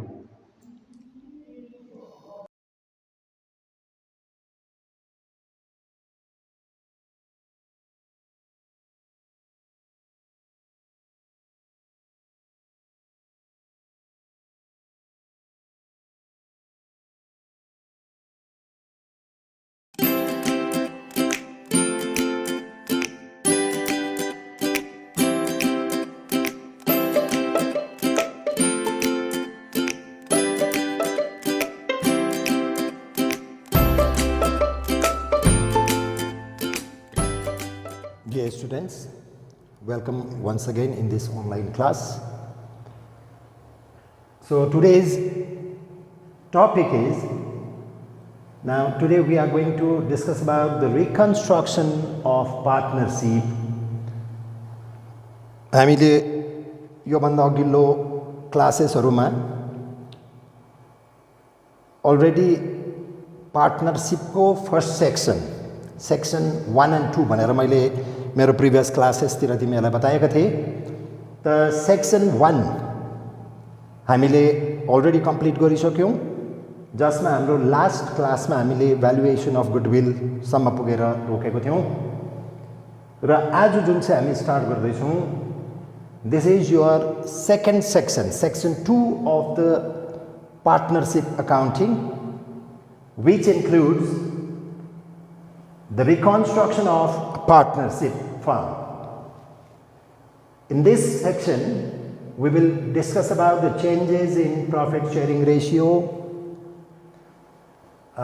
admission of a new partner, retirement of a new partner and death of a new partner. Accounting, numerical problems, you will find numerical problems on all these reconstruction of a partnership firm. त यो reconstruction गर्नु अगाडि रिकन्स्ट्रक्सनको accounting गर्नु अगाडि पनि दुई चारवटा theory parts अलिकता यसमा बुझ्नुपर्ने टर्म्सहरू त्यो त बुझेर नै अगाडि बढ्नुपर्छ। सो अब हामी यहाँ डिस्कस गर्दैछौँ, डाइरेक्टली हामी न्युमेरिकलमा गइहालेको छैनौँ। पहिला अलिकति थ्योरी पार्ट गर्छौँ अनि त्यसको बादमा न्युमेरिकल्स पनि देखाउँछु म के आउँदै जान्छ। Okay, let's start. Reconstruction of partnership, त्यसमा मैले त्यहाँ सब हेडिङ देखाउँदैछु तिमीहरूलाई, change in profit sharing ratio. त पहिला एकछिन डिस्कस गरौँ, what do you mean by reconstruction of partnership. Reconstruction of partnership भनेको के हो, पहिला त्यो कुरो ठिक बुझौँ। वर्डले नै बताउँदैछ रिकन्स्ट्रक्सन। रिकन्स्ट्रक्सन भनेको टु रिअर्गनाइज, या त एक्जिस्टिङ चल्दै गरेको बिजनेसलाई केही फेरबदल ल्याउनु, त्यसमा केही अलिकति फेरबदल ल्याउनुलाई हामी भन्छौँ रिकन्स्ट्रक्सन। कुनै बनाउ चिजमा हामीले अलिकति केही फेरबदल ल्याउँछौँ भने that is known as reconstruction. So एउटा पार्टनरसिप फर्ममा पनि रिकन्स्ट्रक्सन भनेको त्यसमा सानोतिनो फेरबदलहरू आउँछ, जुन चाहिँ फेरबदललाई हामीले अकाउन्टिङ एन्ट्रिजहरूद्वारा देखाउनुपर्छ। त त्यसैको बारेमा हामी आज डिस्कस गर्दैछौँ। र पहिला सुरु, रिकन्स्ट्रक्सन के कारणले हुन्छ त? एउटा चलिरहेको कन्टिन्युइङ बिजनेस पार्टनरसिप फर्म किन चाहिँ हामीलाई रिकन्स्ट्रक्ट गर्नु जरुरत पर्छ भन्ने कुरामा एउटा त हुनसक्छ पार्टनर्सहरूले आफ्नो सरसल्लाहमा अहिलेसम्म जुन चाहिँ उनीहरूको प्रफिट सेयरिङ रेसियो चलिआएको थियो त्यो प्रफिट सेयरिङ रेसियोलाई उनीहरूले चेन्ज गर्नु चाहँदैछ। They want to change their current profit sharing ratio into a new one. त्यो एउटा हुनसक्छ। सपोज एबिसी तीनजना पार्टनर थियो, they were sharing profits in the ratio 3:2:1। Now they have decided to change their partner profit sharing ratio equally. त अब त्यति बेला 3:2:1बाट equally change गर्दाखेरि त्यहाँ पनि एउटा रिकन्स्ट्रक्सनको भन्ने सिचुएसन आयो, फर्मलाई रिकन्स्ट्रक्ट गर्ने सिचुएसन आयो। तर त्योभन्दा अझै इम्पोर्टेन्ट सिचुएसन्स जहाँनिर चाहिँ एउटा पार्टनरसिप फर्मलाई रिकन्स्ट्रक्ट गरिन्छ त्यो चाहिँ हुन्छ admission of a new partner, retirement of a new partner yeah death of a partner. यो तीनवटामा चाहिँ स्पेसियली हामीले रिकन्स्ट्रक्सन गर्नै पर्छ। किन भन्दाखेरि एडमिसनमा कोही नयाँ पार्टनर आउँदै गरेको हुन्छ, त्यहाँ क्यापिटल स्ट्रक्चर चेन्ज हुन्छ। त्यति मात्र होइन, त्यसको कन्सिक्वेन्सेसहरू अरू पनि हुन्छ। त्यो हामी पछिबाट जति बेला एडमिसन गर्छौँ त्यति बेला डिस्कस गर्छौँ। त त्यस्तै प्रकारले रिटायरमेन्ट भनेको कुनै पार्टनर एक्जिस्टिङ पार्टनरले बिजनेस छोडेर जानुलाई रिटायरमेन्ट भनिन्छ। आफ्नो इच्छाइले उसले त्यो बिजनेसलाई अब गर्दिन भनेर छोडेर जानु सक्छ, त त्यति बेला त्यसलाई रिटायरमेन्ट भनिन्छ। कोही बेला सर्टन सर्कमस्टान्सेसमा बिजनेस चलाउँदै कुनै पार्टनरको अचानक डेथ हुन्छ, त त्यसलाई हामी डेथ अफ अ पार्टनर भन्छौँ। त यस्तो प्रकारले तीनवटा सिचुएसन अहिले मैले बताएँ। तर कोही बेला चाहिँ खालि उनीहरूले प्रफिट सेयरिङ रेसियो चेन्जै मात्रै गर्दाखेरि पनि त्यहाँनिर रिकन्स्ट्रक्सन हुनसक्छ। त अहिले फर्स्ट पार्ट हामी चेन्ज इन प्रफिट सेयरिङ रेसियोको कुरा गर्दैछौँ। तब यसमा the profit sharing ratio among the partners may be change due to any of the following reasons. त अहिले मैले जे कुरा गरेँ कि प्रफिट सेयरिङ रेसियोमा चाहिँ केले गर्दा चाहिँ चेन्जेसहरू आउनसक्छ त, वाट आर द रिजन्स भन्ने कुरामा हामी यहाँनिर त्यही कुरा पढ्दैछौँ। First one, change in the profit sharing ratio among the existing partners भनेको उनीहरूले आफैले नै सरसल्लाह गरेर अब लु यहाँदेखि उता चाहिँ हामीले यो रेसियोमा प्रफिट बाँडौँ, जस्तो कि इक्वली थियो भने होइन इक्वली नबाँडौँ, या त 3:2:1 थियो त इक्वली बाँडौँ भन्ने खालको जुन चाहिँ प्रकारले उनीहरूले डिसिजन लिन्छ त्यो अनुसारले सरसल्लाहमा एउटा प्रफिट सेयरिङ रेसियोमा चेन्जेस आउनु सक्छ। त्यो एउटा। Second one, change in the profit sharing ratio due to the admission of the new partner. यो कुरा पनि बताएँ कि कोही न्यू पार्टनर एडमिट हुनु चाहन्छ, त न्यू पार्टनर एडमिट हुँदाखेरि पनि अभियसली प्रफिट सेयरिङ रेसियोमा चेन्जेस आउँछ नै। थर्डमा, change in the profit sharing ratio due to the retirement or death of the existing partner. त यो कुरा पनि बताएँ कि रिटायरमेन्टको कारणले पनि हुनसक्छ त्यो, कुनै पार्टनर एक्जिस्टिङ पार्टनरले म अब छोड्छु भन्दाखेरि पनि त्यहाँनिर प्रफिट सेयरिङ रेसियोमा चेन्ज आउन सक्छ, या कुनै पार्टनर अचानक उसको डेथ भयो भने पनि त्यहाँनिर त्यो पार्टनरसिप फर्ममा between the partners or among the partners profit sharing ratio changes आउँछ। ओके, यहाँ तिमीहरूले अब यो स्क्रिनमा क्वेसन्स देख्दैछौ। सो अब हामी डाइरेक्टली प्रब्लमतर्फ लाग्दैछौँ। त यो प्रब्लम गर्नु अगाडि म तिमीहरूलाई यो माथि जुन देख्दैछौ तिमीहरूले यसको heading calculation of sacrificing as well as gaining ratio, यो बारेमा अलिकति डिस्कस गरेर हामी यो प्रब्लमलाई स्टार्ट गर्छौँ। त अहिले मैले जुन चाहिँ कुरा गरेँ, रिकन्स्ट्रक्सनको टाइममा सबभन्दा त्यसको एउटा पहिलो इफेक्ट पार्टनरसिप फर्ममा के हुँदो रहेछ त भन्दाखेरि प्रफिट सेयरिङ रेसियोमा चेन्जेस आउँदो रहेछ। पार्टनर्सहरूको जुन चाहिँ प्रफिट सेयरिङ रेसियो थियो त्यसमा केही न केही फेरबदल आउँछ। एउटा उनीहरूको सरसल्लाह अनुसारले पनि हुनसक्छ, या त अर्को मैले भने चाहे एडमिसनको कारणले होस्, चाहे रिटायरमेन्टको कारणले, चाहे डेथको कारणले, जुनै पनि कारणले उनीहरूको प्रफिट सेयरिङ रेसियोमा चेन्ज आइसकेपछि त्यहाँनिर एउटा कुरा हामी के पाउँछौँ भने कुनै पार्टनरले स्याक्रिफाइस गर्दै गरेको र कुनै पार्टनरले गेन गर्दै गरेको, या कुनै कतिवटा सिचुएसनमा निदर गेन नर स्याक्रिफाइस पनि पाइन्छ। भनेको जब प्रफिट सेयरिङ रेसियोमा चेन्जेस आउँछ, त प्रफिट सेयरिङ रेसियोमा चेन्जेस आउँदाखेरि त्यो अमङ द पार्टनर्स कोही पार्टनर्सहरूले अलिकता फाइदा उनीहरूको प्रफिट बढेको अनुभव गर्छ भने कति पार्टनरले आफ्नो अघिको पाउँदै गरेको प्रफिटभन्दा घटेको अनुभव गर्छ। त्यसलाई चाहिँ हामी भन्छौँ स्याक्रिफाइसिङ या त गेनिङ रेसियो। अब कसले स्याक्रिफाइस गर्यो, कसले गेन गर्यो, त्यसको क्याल्कुलेसन हाम्रो यो रिकन्स्ट्रक्सनको प्रब्लममा एकदमै इम्पोर्टेन्ट हुन्छ। यही प्रब्लम मात्रै जुन चाहिँ देख्दैछौ यो त एकदम सानोभन्दा सानो प्रब्लम हो। यसकै त तिमीहरूले अब क्वेसन्सहरू 1-2 मार्क्सभन्दा ज्यादा पाउँदैनौ, तर it plays a very vital role in the complete problem of admission or retirement or death. यस्तोमा चाहिँ यो एउटा तिम्रो एडजस्टमेन्टको रूपमा आएको हुन्छ, अनि त्यो एडजस्टमेन्टलाई तिमीले अहिले यहाँ राम्रोसँगले बुझेको छौ भने सहजैसँगले त्यो प्रब्लममा तिमीहरूले एप्लाई गर्नु सक्छौ। र वर्डले बुझ्यो होला, स्याक्रिफाइसिङ भनेको कसैले आफ्नो पाउँदै गरेको हिस्साबाट माइनस हुँदैछ उसको प्रफिट। गेनिङ भनेको कसैले अघि कम्ती पाउँदै थियो भने त्योभन्दा ज्यादा उसले पाउनु थाल्यो भनेदेखि त्यसलाई गेनिङ भन्छौँ। त अब यहाँबाट हामी यो क्वेसन पढेर एकदमै सिम्पल कुरा छ यो क्वेसनलाई एक झलक पहिला पढौँ, त्यहाँदेखि हामी यसको सल्युसनतर्फ लागौँ। क्वेसनले के बताउँदैछ, A, B and C are partners in a partnership firm. They share profit and loss of the business in the ratio of 2:3:1। कुरा बुझ्नुपर्ने खालि यति मात्रै छ, एबीसी तीनजना पार्टनर्सहरू छ एउटा पार्टनरसिप फर्ममा, अनि actually they were sharing profits and loss in the ratio 2:3:1। उनीहरूको अहिलेको पुरानो रेशियो थियो 2:3:1। However, they have decided to change the profit sharing ratio among themselves and decided to share profits or losses in the ratio 3:4:3 for the future period. यति हो कुरा। They were sharing profits or loss in the ratio 2:3:1.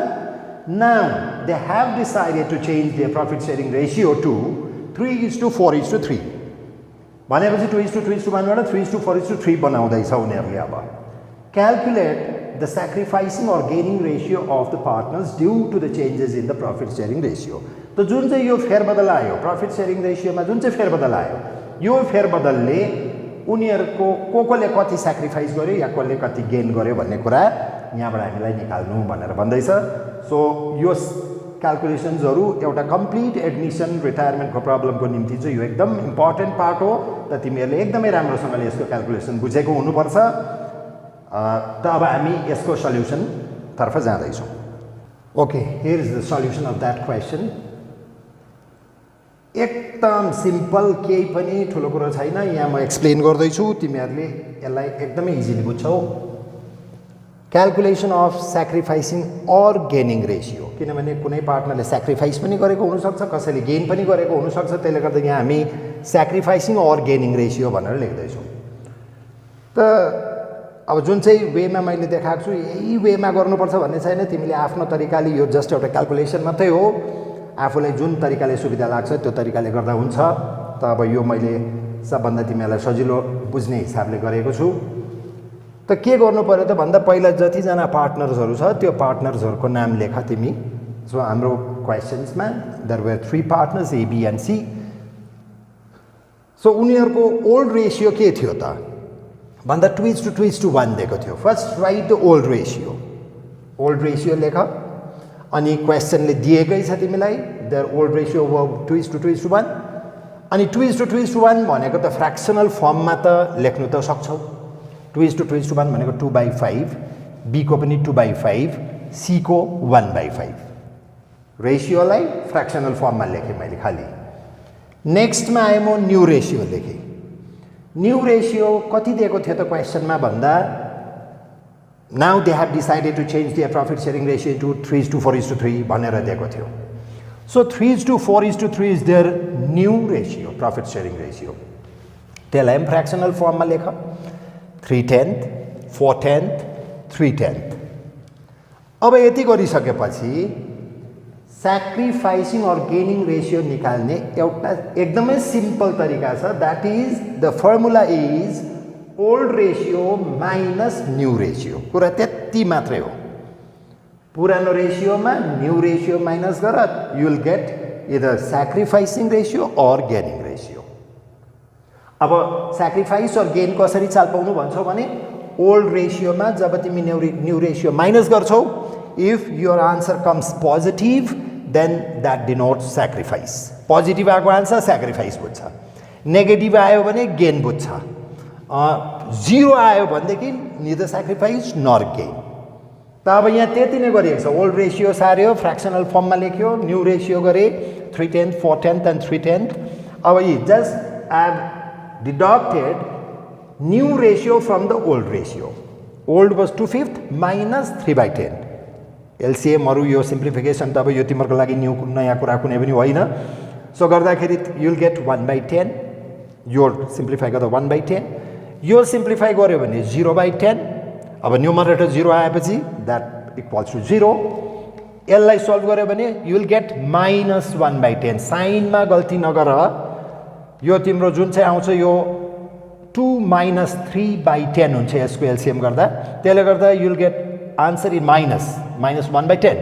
अनि माइनसलाई ignore गरी पठाउनु हुँदैन, किनभनेदेखि माइनसले या साइनले नै तिमीलाई बुझाउँछ कि whether it is sacrifice or gain भनेर।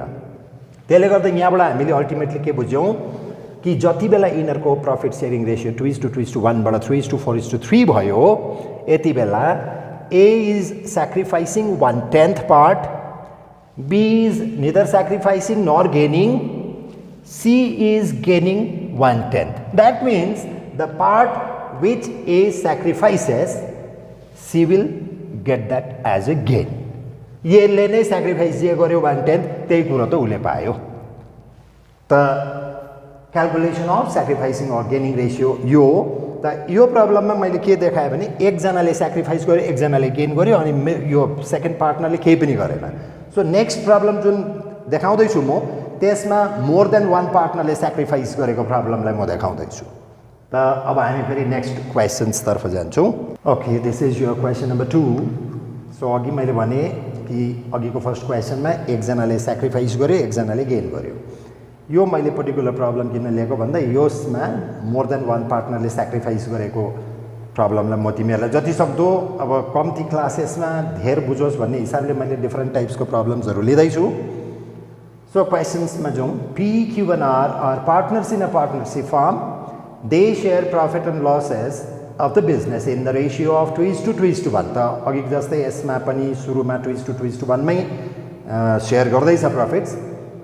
However, they have decided to change the profit sharing ratio among themselves and decided to share profits or losses in the ratio of 3:4 for the future period। अब 2:1 उनीहरूको previous माने present भनौँ present profit sharing ratio थियो अहिलेसम्म चल्दै आएको बाँड्दै आएको अब फ्युचरदेखि अब नेक्स्ट पिरियडदेखि उनीहरूले they want to change their profit sharing ratio to 3:4 अब यसमा पनि सेम कुरा calculate the sacrificing or gaining ratio of the partners due to the changes in the profit sharing ratio profit sharing रेसियोमा जुन फेरबदल आयो चेन्जेस आयो त्यसले गर्दा कोले कति सेक्रिफाइस गर्यो कोले कति गेन गर्यो भन्ने नै सेम क्वेसन छ क्वेसन्स तिमीहरूले जहाँसम्म लाग्दैछ अघि र अहिलेको सिमिलर देख्दैछौ एकदमै सिमिलर छ क्वेसन तर मैले यहाँनिर डिफरेन्स तिमीहरूलाई के देखाउन चाहदैछु भन्दाखेरि अघिको प्रब्लममा ए ले सेक्रिफाइस गरेको थियो सी ले गेन गरेको थियो बी ले केही पनि सेक्रिफाइस र गेन गरेको थिएन भने अबको क्वेसन्समा तिमीले मोर देन वान पार्टनर ले सेक्रिफाइस गरेको पाउँछौ र त्यो सेक्रिफाइस गएर कसले गेन गर्छ त्यो कुरो यो प्रब्लमबाट तिमीहरूले बुझ्न सक्छौ त अब यसलाई हामी सल्भ गर्छौँ okay so this is the solution for question number 2 त सेम यसमा पनि अघिकै जस्तो कुरा छ त्यस्तो बेसी भयङ्कर बुझ्नुपर्ने साह्रो अप्ठ्यारो कुराहरू केही छैन calculation of sacrificing or gaining ratio अघि बताएँ मैले फर्मुला एभ्री टाइम सेक्रिफाइसिङ होस् या गेनिङ रेसियो निकाल्दैछौ तिमीले you have to apply the same formula that is old ratio minus new ratio पुरानो रेसियो जे छ त्यसमा न्यू रेसियो माइनस गर्छौ त्यसैले तिमीलाई पोजिटिभ आउँछ सेक्रिफाइसिङ पाउँछौ सेक्रिफाइसिङ रेसियो भन्छ त्यसलाई that is sacrifice of that particular partner negative आउँछ त्यसले गेन गरेको बुझाउँछ सो जस्ट एकपल्ट यो सल्युसनमा हेरौँ ओल्ड रेसियो 2:1 थियो भनेको पी को 2/5 Q 2/5 R 1/5 new ratio 3:4 means 3/10 3/10 4/10 अब के गर्नुपर्छ तिमीले just you have to deduct from old ratio the new one that means sacrifice or gain equals to a old 2/5 minus new 3/10 you got 1/10 similarly 2/5 minus 3/10 again 1/10 in the last in the case of r 1/5 minus 4/10 equals to minus 2/10 अब यहाँ पनि यही कुरालाई focus गर्नु पर्यो r को चाहिँ minus 2/10 आयो भनेको that means r is gaining and in this case more than one partner are sacrificing their share of profit. A. P 1/10 positive आयो उसले पनि sacrifice गर्यो Q 1/10 आयो उसले पनि sacrifice गर्यो यही दुईजनाको 1/10 जोडिएर R is gaining 2/10. This is very simple. So calculation of sacrificing or gaining ratio मा त्यस्तो खालको प्रब्लम आउँदा तिम्रो क्याल्कुलेसन यति मात्रै रहन्छ र जस्तो प्रकारले यसमा तिमीले यो देख्यौ कि सेक्रिफाइस पनि कोही बेला एक भन्दा ज्यादा पार्टनरले सेक्रिफाइस गरेर जस्तो यसमा देख्यो दुईजनाले सेक्रिफाइस गर्यो एकजनाले गेन गर्यो यो भन्दा प्रिभियस क्वेशन्समा एकैजनाले मात्रै सेक्रिफाइस गर्यो एकैजनाले गेन गर्यो यो सेकेन्ड पार्टनरले केही पनि गरेन अब त्यस्तै प्रकारले फेरि कोही क्वेशनमा तिमी देख्न सक्छौ एकजनाले सेक्रिफाइस गर्ला दुईजनाले गेन गर्ला त्यस्तो पनि हुनसक्छ मोर देन वान पार्टनरले गेन पनि गरेको हुनसक्छ त्यो क्वेसन्समाथि डिपेन्ड गर्छ तर तिम्रो काम त्यति नै हो ओल्ड रेसियो कपी गर न्यू रेसियो कपी गर ओल्ड माइनस न्यू गर पोजिटिभ आउँछ त्यसलाई सेक्रिफाइस भन्छौ नेगेटिभ आउँछ गेन हुन्छ त्यति हो लास्टमा एकपल्ट चेक गर जुन चाहिँ गेन र सेक्रिफाइस चाहिँ it should be equal gain र सेक्रिफाइस बराबर आएको हुनुपर्छ गेन बेसी सेक्रिफाइस कम्ती त्यस्तो कहिले पनि हुनु हुँदैन त्यसले गर्दा सेक्रिफाइस जोड्यौ गेनसँग मिल्यो you are correct okay dear students अब हामी केपट्टि जाँदैछौँ भन्दाखेरि अहिले मैले तिमीहरूलाई देखाएँ कि calculation of sacrificing or gaining ratio त कसरी निकाल्दो रहेछ त्यो मैले बताएँ अब बिस्तार हामी we are moving on to the main part of the partnership account जुन चाहिँ मैले तिमीहरूलाई फर्स्टदेखि नै बताएर आउँदैछु जसको मार्क्सको वेटेज पनि 25 मार्क्स हो र त्यसले गर्दाखेरि अब त्यसको हामी सुरुमा छौँ त यसमा के हुन्छ त पहिला अलिअलि थ्योरेटिकल एस्पेक्टमै जानुपर्छ थ्योरेटिकल डिस्कसन्समै जानुपर्छ अनि यसमा अब हामीलाई अकाउन्टिङ प्रोसिड्योरको निम्ति जर्नल्सहरूको राम्रो आइडिया हुनुपर्छ कस्तो कस्तो जर्नलहरू बनाउनु पर्ने, हामीले लेजर के खोल्नु पर्ने भन्ने कुराहरू आउँछ। र अब हामी त्यतापट्टि लाग्दैछौँ भनेको हामी अब पक्का रिकन्स्ट्रक्सन अफ अ पार्टनरसिप फार्मपट्टि लाग्यौँ। त reconstruction of a partnership firm अघि पनि भनियो, या त त्यो ड्यू टु एडमिसन हुन्छ या सरसल्लाहकै कारणले पनि हुनसक्छ, त्यहाँ एडमिसन हुनैपर्छ भन्ने छैन। तर नर्मल केसेसमा या त एडमिसन हुन्छ त्यहाँ कुनै न्यू पार्टनरको, या त रिटायरमेन्ट हुन्छ, या त डेथ अफ अ पार्टनर हुन्छ। त्यस्तो बेलामा स्पेसियली हामी रिकन्स्ट्रक्ट गर्छौँ बिजनेसलाई। त बिजनेसलाई रिकन्स्ट्रक्ट गर्नु भनेको अटोमेटिकली त्यहाँ बुक्स अफ अकाउन्टमा पनि फेरबदल आउँछ, अलिअलि त्यहाँ हामीले जर्नलहरू लेजरहरूमा चेन्जेसहरू ल्याउनुपर्छ।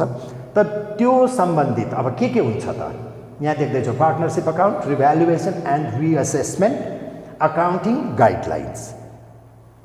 त यहाँ छोटकरीमा नै बुझाउने कोसिस गर्दैछु म। फर्स्ट वान देख्दैछौ तिमी रिभ्यालुएसन अकाउन्ट। अब के हो त यो रिभ्यालुएसन अकाउन्ट के हो भन्ने कुरा आउँछ। जब पनि कुनै पार्टनर बिजनेसमा नयाँ एन्टर गर्छ, जसलाई हामी एडमिसन भन्छौँ, या मानिलिउँ कोही एक्जिस्टिङ पार्टनर रिटायर गर्छ, त्यति बेला बिजनेसको डिफरेन्ट एसेट्स एन्ड लायबिलिटिजलाई रिभ्याल्यु गरेर हेर्नु जरुरी हुन्छ। एकपल्ट बिजनेसको पुरानो एसेट्सहरू जे जति अहिलेसम्म बुक भ्याल्युमा देखाइएको छ, तिमीहरूलाई थाहा छ बुक भ्याल्यु भनेको ब्यालेन्स सिटले सो गरेको चाहिँ भ्याल्यु चाहिँ हो बुक भ्याल्यु।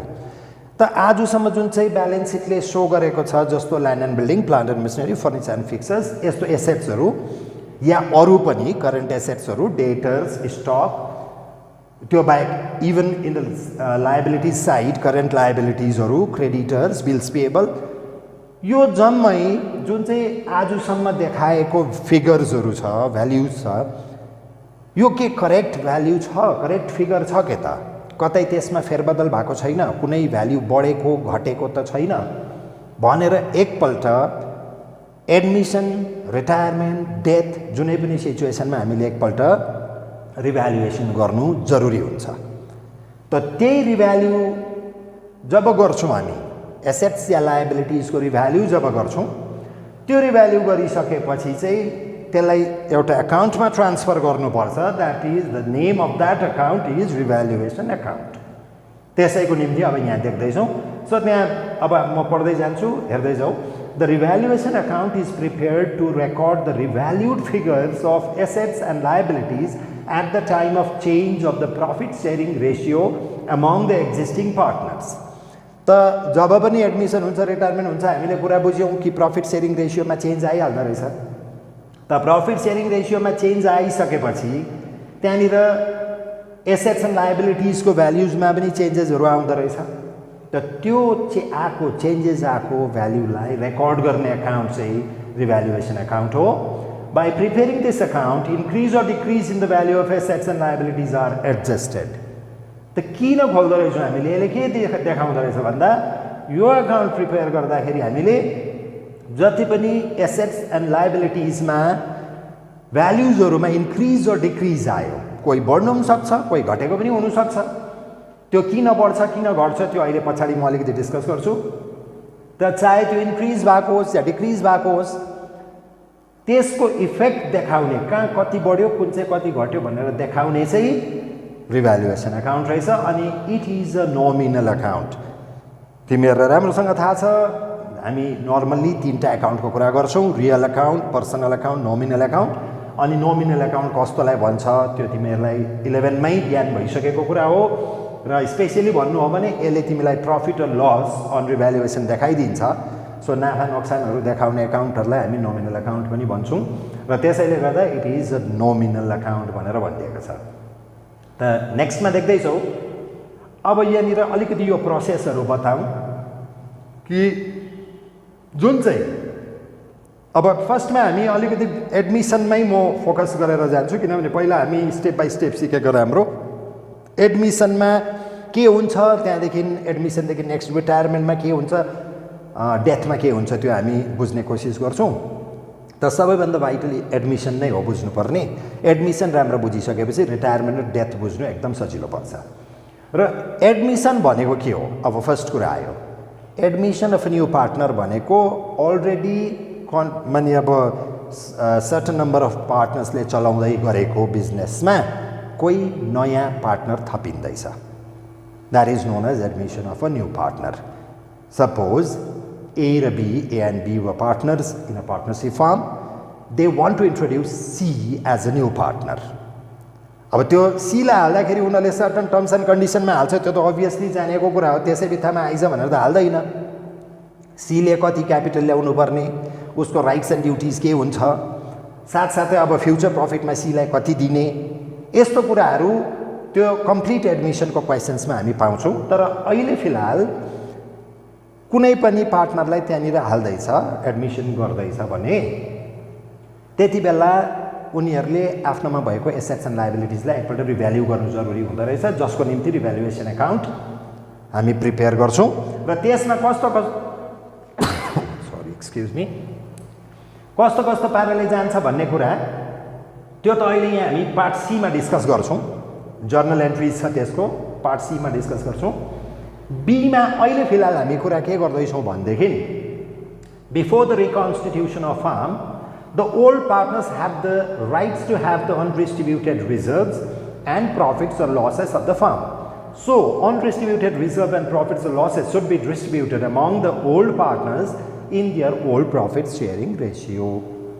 त यसले भन्नु चाहेको कुरा के रहेछ भने चाहे त्यो एडमिसनको कारणले होस्, रिटायरमेन्टको कारणले होस्, डेथको कारणले होस्, जेसुकैको कारणले हामी फर्मलाई रिकन्स्टिट्युसन गर्दैछौँ भने, रिकन्स्ट्रक्सन गर्दैछौँ भने ओल्ड पार्टनर्सहरूले आजसम्मको चाहिँ अब बिफोर एडमिसनसम्म, बिफोर रिटायरमेन्टसम्मको ओल्ड पार्टनर्सहरूले जे जति अनडिस्ट्रिब्युटेड रिजर्भ्सहरू राखेको छ, नबाँडी राखेको प्रफिट्सहरू, फ्युचरमा चाहिन्छ कि भनेर राखिएको प्रफिट्सहरू या इभन लसेस, प्रफिटको मात्रै कुरा आउँदैन, प्रफिट बाँड्छौँ भने लस पनि बाँडेको हुनुपर्छ, त प्रफिट्स र लसेस त्यो सबै चाहिँ ओल्ड पार्टनर्सहरूको क्यापिटल एकाउन्टमा ट्रान्सफर गरिसकेको हुनुपर्छ, डिस्ट्रिब्युट भइसकेको हुनुपर्छ भन्ने कुरा यो पोइन्ट बी ले बताउँदैछ तिमीहरूलाई। सो अनडिस्ट्रिब्युटेड रिजर्भ्स एन्ड प्रफिट र losses should be distributed among old partners in their old profit sharing ratio. यसलाई अन्डरलाइन गरेर राख्नु, कुन रेसियोमा बाँडिँदो रहेछ भन्दा ओल्ड प्रफिट सेयरिङ रेसियोमा। अब मैले त्यसलाई किन अन्डरलाइन गर्नु भने भन्दाखेरि अब तिम्रो आफ्टर एडमिसन होस्, अहिले हामी एडमिसनको कुरा गर्दैछौँ, आफ्टर एडमिसन तिमीले त्यहाँ you'll get a new profit sharing ratio. सुरुमा ए र बी थियो, अब सी पनि आयो भनेपछि एबिसीको तिमीले एउटा न्यू प्रफिट सेयरिङ रेसियो पाउँछौ and that is known as new profit sharing ratio. त्यसले गर्दा तिमीहरूलाई यो सबै बुझ्नु त बुझ्छौ, कुराहरू सबै बुझेर गएर लास्टमा बाँड्ने बेलामा एउटा कन्फ्युजन आउँछ, आहा रेसियो त दुईटा आयो, ओल्ड रेसियो यति थियो, न्यू रेसियो यति आयो, अब बाँड्नुपर्ने कुन चाहिँमा। त त्यसैले गर्दा मैले त्यहाँ अन्डरलाइन गर्नु भनेको कारण यो जति पनि अनडिस्ट्रिब्युटेड प्रफिट्सहरू, अकुमुलेटेड रिजर्भ्सहरू जे जति पनि छ त्यो सबै चाहिँ ओल्ड प्रफिट सेयरिङ रेसियोमा बाँडिन्छ ओल्ड पार्टनर्सकोमा। त त्यो कुरा हामीले बुझ्यौँ। र अब यसको एकाउन्टिङ ट्रिटमेन्ट्सपट्टि आउँदैछौँ हामी। यो अलिकति थ्योरी पार्ट बुझाइ, यसैलाई अब नर्मल हाम्रो एकाउन्टिङ ट्रिटमेन्टपट्टि आउँछौँ। त एकाउन्टिङ ट्रिटमेन्ट भनेको अहिले मैले भर्खर बताएँ कि रिकन्स्ट्रक्सनको टाइममा एडमिसन, रिटायरमेन्ट, डेथ जेसुकै होस्, त्यहाँनिर सर्टन एसेट्सहरू, चाहे त्यो फिक्स्ड एसेट्स, करेन्ट एसेट्स, कोही एसेट्सहरू भ्याल्यु बढेको हामी पाउँछौँ, कोही एसेट्स या लायबिलिटिज, इभन लायबिलिटिज पनि भ्याल्युहरू घटेको पनि पाउँछौँ। भनेको एसेट्स अर लायबिलिटिजमा इन्क्रिज अर डिक्रिज केही पनि भएको हुनसक्छ at the time of reconstruction. र अब के भयो त, जस्तो अब कस्तो चाहिँ भन्दाखेरि तिमीले ब्यालेन्स सिटमा ल्यान्ड एन्ड बिल्डिङ देखाएको थियो 2 लाख, तिम्रो एक्जिस्टिङ अहिलेको ए एन्ड बी को पार्टनरसिप फर्ममा ब्यालेन्स सिटमा तिमी देख्दैछौ कि ल्यान्ड एन्ड बिल्डिङ 2 लाख, तर एडमिसनको टाइममा एकपल्ट ल्यान्ड एन्ड बिल्डिङलाई रिभ्याल्यु गरेर हेर्दाखेरि they found the value at ₹2,40,000 भनेको रिभ्याल्यु गर्दाखेरि त यो बेलामा त अहिले त त्यो ल्यान्ड एन्ड बिल्डिङको दाम त 2 लाखबाट 2 लाखबाट बढेर 240 भएको रहेछ market value. Obviously you will compare with the market value मार्केटमा अहिले के छ यसको प्राइस कति छ रेट भन्ने कुरा त आउँछ सो गर्दाखेरि तिमीले चाल पायो आहा 40,000 बढेको रहेछ हामीले त यसलाई त 2 लाख मात्रै भनेको थियौँ तर यो त 240 भएको रहेछ अब यहाँ एउटा कुरा के आउँछ भने कुनै पनि एसेट्स राम्रो बुझ कुनै पनि एसेट्स तिमीले किनेको पनि छैनौ बेचेको पनि छैनौ तर आफै त्यसको भ्याल्यु बढ्यो भनेदेखि इट रिप्रेजेन्ट्स प्रफिट सिम्पल कुरा कुनै एउटा एसेट्स तिमीले किन्दै गयो भने बढ्दै जान्छ नि त तिम्रोमा एउटा कार थियो 5 लाख को तिमीले फेरि अर्को अनदर कार पर्चेज गर्यो 5 लाख मा भनेपछि तिम्रोमा मोटर कार भयो 10 लाख को तर तिम्रोमा त्यो मोटर कार जुन चाहिँ फर्स्टमा 5 लाख मा किनेको थियो आफै मार्केट प्राइसमा अचानक फेरबदल आएछ कुनै कारणवश तिम्रो त्यो मोटर कारको प्राइस अब 6 लाख भयो मार्केटमा भनेदेखि त्यो त तिमीले किनेर या थपेर बढेको होइन भनेपछि त्यहाँनिर तिमीलाई त्यो मोटर कारमा 1 लाख प्रफिट हुँदैछ आफै भएको कुरा त्यसले गर्दा यहाँ पनि त्यो कुरा हेर्नुपर्छ हामीले कुन कुन एसेट्स आफै रिभ्याल्यु भयो र रिभ्याल्यु हुँदा अब सिम्पल कुरा एसेट्स भनेको तिमीहरू जान्दछौ डेबिट ब्यालेन्स हो कुनै एसेट्स आफै बढ्यो भने त्यसले प्रफिट बुझ्छ कुनै एसेट्स आफै डिक्रिज भयो भने लस बुझ्छ त्यसको ठिक अपोजिट लायबिलिटिजमा अप्लाई हुन्छ कुनै पनि लायबिलिटिज आफै बढ्यो भने लस बुझ्छ त्यसले अनि कुनै पनि लायबिलिटिज आफै घट्यो भने प्रफिट बुझ्छ भनेको लायबिलिटिज भनेको के हो हामीले तिर्नुपर्ने बाँकीहरू बिजनेसले तिर्नुपर्ने बाँकीलाई लायबिलिटिज भन्छ फ्युचरमा पे गर्नुपर्नेलाई लायबिलिटिज भन्छ त तिम्रो एउटा सन्ड्री क्रेडिटर्समा तिम्रोमा फिगर थियो 1 लाख तर अहिले एक्चुअली तिमीले तिर्नुको लागि खोज्दाखेरि खालि 95,000 मात्रै भेट्दैछौ भनेको 5,000 को तिम्रो क्रेडिटरले क्लेम गरेकै छैन क्लेम गर्नै छोड्यो भनेपछि त तिर्दै नतिरिकन तिमीलाई फाइदा भयो दिस इज प्रफिट सो यहाँबाट के बुझ्यौँ increase in assets profit decrease in liabilities profit यो दुईटा प्रफिट भयो डिक्रिज इन एसेट्स र increase in liabilities these two are losses okay so journal entries हेरौँ अब त्यसो भने त के गर्छौँ त भन्दा अहिले मैले बताएँ for increase in the value of एसेट्सको भ्याल्युमा इन्क्रिज हुँदा अहिले भर्खर बताएँ कि प्रफिट भएको हो यो त प्रफिट भएको भनेपछि तिमीहरूलाई थाहा छ एसेट्स आफै assets bears a debit balance त्यो तिमीहरूलाई एकदम थाहा छ प्रत्येक एसेट्सले नै डेबिट ब्यालेन्स बियर गर्छ त्यसले गर्दा कुनै एसेट्स अझै बढ्यो जर्नल त तिमीलाई थाहा छ यो त प्लस माइनसको कुरा त हो म्याथमेटिक्सको प्लस माइनस भनेको जस्तो कुरा हो जोड्दाखेरि प्लसमा प्लस जोडिन्छ माइनसमा पनि माइनस जोडिन्छ तर प्लस र माइनस चाहिँ डिडक्ट हुन्छ त्यस्तै कुरा हो जर्नलमा डेबिट र क्रेडिट चाहिँ एकाअर्कामा डिडक्ट हुन्छ डेबिट एड हुन्छ क्रेडिट पनि एडै हुन्छ तर डेबिट र क्रेडिट चाहिँ एकाअर्कामा डिडक्ट हुन्छ त्यति मात्रै हो त त्यसले गर्दा एसेट्स आफै डेबिट ब्यालेन्स अब इन्क्रिज भयो अझै थप्नु पर्दैछ त्यसमा भ्याल्यु बढ्यो that means you have to debit assets account अब यो के भएर बढेको भन्दा आफै बढेको अघि मैले भने आफै that means due to revaluation revalue गर्दाखेरि बढेको किनेर बढेको होइन केही फाल्टु कसैले थपेको होइन यसको भ्याल्यु आफै बढेको हुनाले that should be transfer to revaluation account assets account debited to revaluation for the increase in the value of assets अब यहाँदेखि बुझ्नु सजिलो पर्दै जान्छ इन्क्रिजको लागि एसेट्स टु रिभ्यालुएसन भयो भने डिक्रिजको लागि अपोजिट हुन्छ त्यो कुराहरू त एकदम simple for decrease in the value of assets revaluation to assets account अब एसेट्स र लायबिलिटिज फेरि अपोजिट कुराहरू त्यो पनि थाहा छ एसेट्स भनेको डेबिट ब्यालेन्स हो लायबिलिटिज भनेको क्रेडिट ब्यालेन्स त त्यसो भने यसको लागि इन्क्रिज हुँदा जस्तो हुन्छ एसेट्समा लायबिलिटिजमा चाहिँ डिक्रिजमा त्यो खालको एन्ट्री लाग्छ भनेको अब यहाँनिर अहिले तिमीले भर्खर सेकेन्डमा for decrease in the value of assets घट्दा के भएको थियो revaluation debit revaluation to assets अब इन्क्रिज इन लायबिलिटीमा पनि रिभ्यालुएसन डेबिटै हुन्छ किनभने यो दुईटा चाहिँ सिमिलर खालको कुरा हो अघि मैले बताएँ यो लस हो भने यो पनि लस हो त लसको निम्ति एउटै खालको एन्ट्री यो र 1 and 4 आर प्रफिट यो दुईटा प्रफिट हो त्यसले गर्दा दुईटामा तिमी रिभ्यालुएसन क्रेडिट देख्दैछौ त बुझ्नुपर्ने साह्रो केही छैन for increase in liability entry will be revaluation account to liability respective liability जे छ त्यो लेख्छौ त्यहाँ for decrease in liabilities to revaluation account यो कुरा चाहिँ नोट डाउन सायद गर्दै नै छ होला नोट डाउन गरेकै हुनुपर्छ कारण नोट डाउन गरेनौ भने यो दिमागमा त्यति सजिलो बस्ने कुरा होइन ओके र अब यो 4 देखि नेक्स्ट हामी 5 मा जान्छौँ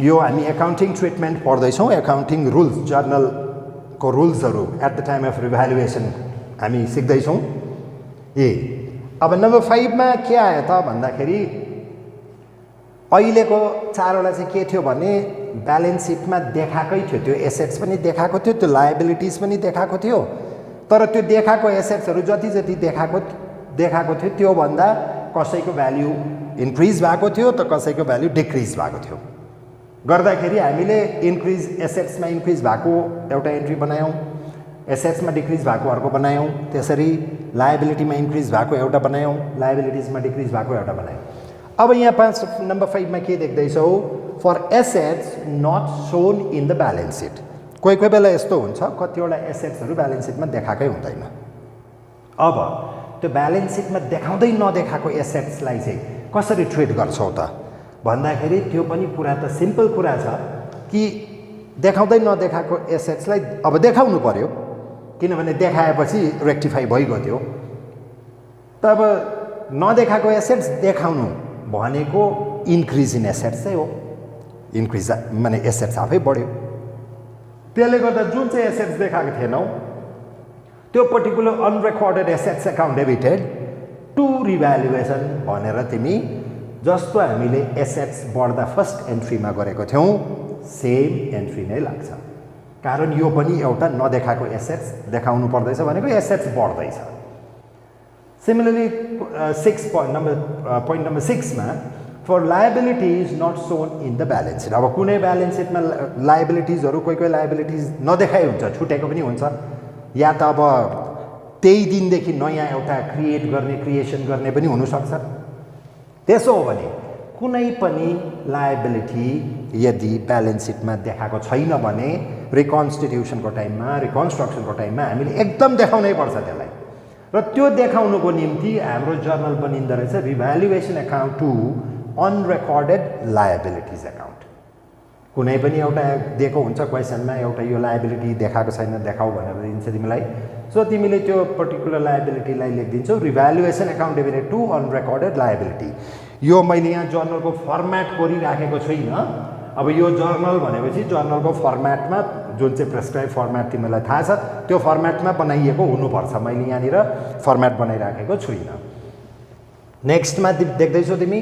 for outstanding expenses shown in adjustment त कोही बेला एडजस्टमेन्टमा गएर एउटा कुनै आउटस्ट्यान्डिङ एउटा दुईवटा आउटस्ट्यान्डिङ एक्सपेन्सेसहरू देखाइदिएको हुन्छ अब त्यो देखायो भने त्यसलाई पनि फेरि बुकमा त देखाउनु पर्यो र यो पनि खासैमा भन्नु हो भने outstanding expenses is also a liability short term liability तिरिहाल्नुपर्ने लायबिलिटीहरू हो त भनेपछि त झन्डै कुरा 6 र 7 त एउटै जस्तो कुरा भयो जुन चाहिँ यो आउटस्ट्यान्डिङ एक्सपेन्सेस छ एउटा लायबिलिटी हो not shown in the balance sheet भनेको जस्तो कुरा त हो देखाइदेऊ त्यसलाई त भनेको यही जस्तो सिमिलर एन्ट्री हुनु पर्यो revaluation to outstanding expenses account त्यति हो यहाँनिर एक्सप्लेन गर्दाखेरि अलिकति पोइन्ट अलग अलग गरेर एक्सप्लेन गरेको नभएदेखि वास्तवमा this is also liability short term liability यसलाई तिमीले रिभ्यालुएसन टु आउटस्ट्यान्डिङ एक्सपेन्सेस भनेर देखाउँदा यहीको यस्तै इफेक्ट तिमी पाउँछौ नेक्स्ट नम्बर 8 मा for accrued income of prepaid expenses shown in adjustment so accrued income भनेको के हो भन्दाखेरि तिमीले अर्न चाहिँ गरिसक्यौ कमाइसक्यौ तर थापेको छैनौ पाइहालेको छैनौ त्यस बेला हामी अक्रुड इन्कम भन्छौँ बेला बेलामा त्यस्तो सिचुएसन हुन्छ जहाँ तिमीले त्यो इन्कम अर्न चाहिँ गरिसकेको हुन्छ भनेको तिमीले त्यसको बदलीमा सर्भिस रेन्डर गरिसकेको हुन्छौ या गुड्स दिइसकेको हुन्छौ तर त्यसको पाउनुपर्ने इन्कम चाहिँ तिमीले थापिहालेको चाहिँ हुँदैनौ थापेको हुँदैनौ रिसिभ भएको हुँदैन त्यसले गर्दा त्यसलाई हामी अक्रुड इन्कम भनेर भन्ने गर्छौँ पाउनुपर्ने अनि जुन चाहिँलाई हामी एसेट्स मान्छौँ फर द टाइमिङ त्यो करेन्ट एसेट्समा आउँछ र प्रिपेड एक्सपेन्सेस प्रिपेड भनेको के हो फेरि जसको समय भएको छैन तर तिमीले तिरिसक्यौ टाइम चाहिँ भएको थिएन तिर्नुपर्ने तर तिमीले तिरिसकेको छौ एडभान्समा दियौ पेड इन एडभान्स भनेको प्रिपेड भनेको paid in advance so prepaid expenses अक्रुड income यिनीहरू भयो एसेट्स चाहिँ हो करेन्ट एसेट्समै आउँछ ब्यालेन्स सिटमा तलतिर लेख्छौँ हामी र यो दुईटा पनि सपोज तिम्रो एडजस्टमेन्टमा देख्यौ भने यसलाई पनि फिलहाल एसेट्सको रूपमा देखाउनु पर्यो नि त अब बुकमा देखाउनु पर्यो भनेको एउटा नयाँ एसेट चाहिँ क्रिएट गर्दैछौ एसेट्सको भ्याल्यु नै बढाउँदैछ यसले त्यसो गर्दाखेरि के गर्नु पर्यो एसेट्स अकाउन्ट डेबिटेड अर्थात् accrued income or prepaid expenses as the case may be to revaluation account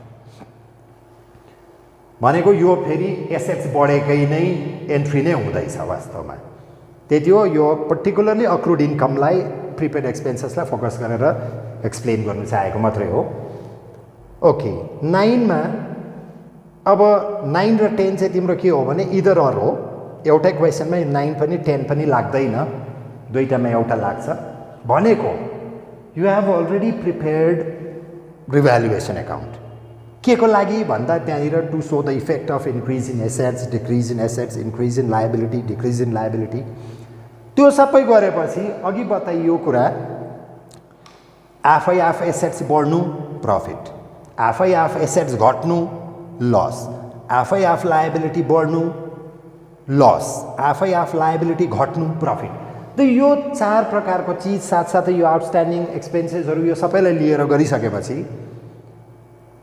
तिम्रो रिभ्यालुएसन अकाउन्टले के देखाउँछ त ओभरअलमा रिभ्यालुएसन अकाउन्टले के चाहिँ तिमीलाई अल्टिमेटली दिन्छ त भन्दा त्यो जम्मै revaluation of assets and liabilities गरिसक्दा चाहिँ पार्टनर्सहरूलाई अर्थात् त्यो फर्मलाई ओभरअलमा चाहिँ प्रफिट भएछ कि लस भएछ रिभ्यालुएसनमा नेटमा प्रफिट अर लस के भयो त रिभ्यालुएसनले गर्दा त्यो चाहिँ तिम्रो रिभ्यालुएसन अकाउन्टको ब्यालेन्सिङ फिगरले सो गर्छ जब तिमी रिभ्यालुएसन यो जर्नल भयो जर्नललाई तिमी रिभ्यालुएसन अकाउन्ट प्रिपेयर गरेर पोस्टिङ गर्छौ लेजरमा पोस्टिङ गर्छौ त लेजरमा पोस्टिङ गरिसकेपछि लेजर पोस्टिङ त यादै छ प्रायः लेजरले केही न केही ब्यालेन्स दिन्छ यो रिभ्यालुएसन अकाउन्टको पनि अब कि त क्रेडिटपट्टि बेसी आउँछ कि डेबिटपट्टि बेसी आउँछ कोही बेला इक्वल आउनु पनि सक्छ है कोही बेला इक्वल आउनु पनि सक्छ इक्वल आयो भने बुझ्नु देयर इज नो प्रफिट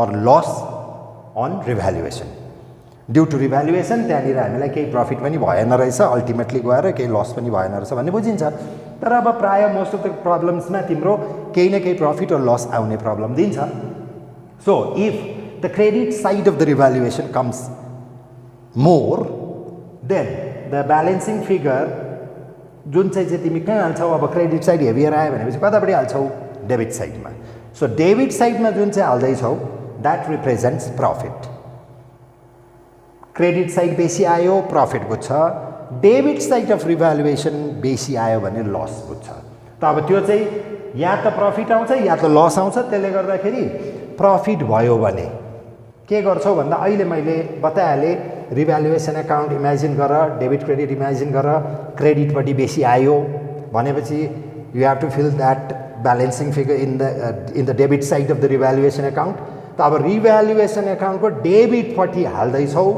अनि के हाल्दैछौ प्रफिट र रिभ्यालुएसन हाल्दैछौ त्यो कसलाई दिन्छौ भन्दाखेरि ओल्ड पार्टनर्सले पाउनु पर्यो त्यो त्यसमा अधिकार ओल्ड पार्टनर्सको हुन्छ त्यसले गर्दा entry revaluation account debited to old partners capital account अनि ओल्ड प्रफिट सेयरिङ रेसियोमा बाँडिन्छ यो कुरा अघि पनि डिस्कस गरियो ओल्ड प्रफिट सेयरिङ रेसियोमा बाँडिन्छ अब लस आयो भने यसको रिभर्स हो profit and loss appropriation account छ डेबिटमा बेसी आयो क्रेडिटमा तिमी फिलअप गर्दैछौ त क्रेडिटमा हाल्दा बाई भनेर हाल्नु पर्यो by old partners capital account गरेर हालेपछि तिम्रो journal old partners capital account to revaluation account मैले एट द सेम टाइम तिमीलाई लेजरसँग पनि रिलेट गरेर बताउँदैछु खालि जर्नललाई मात्रै फोकस नगरेर लेजरलाई पनि यसो इमेजिन गर्नु लाएर तिमीहरूलाई बुझाउने कोसिस गर्दैछौँ जब न्युमेरिकल प्रब्लममा पुग्छौँ त यो कुरा अझै बुझ्नु धेरै सजिलो पर्छ त यो थियो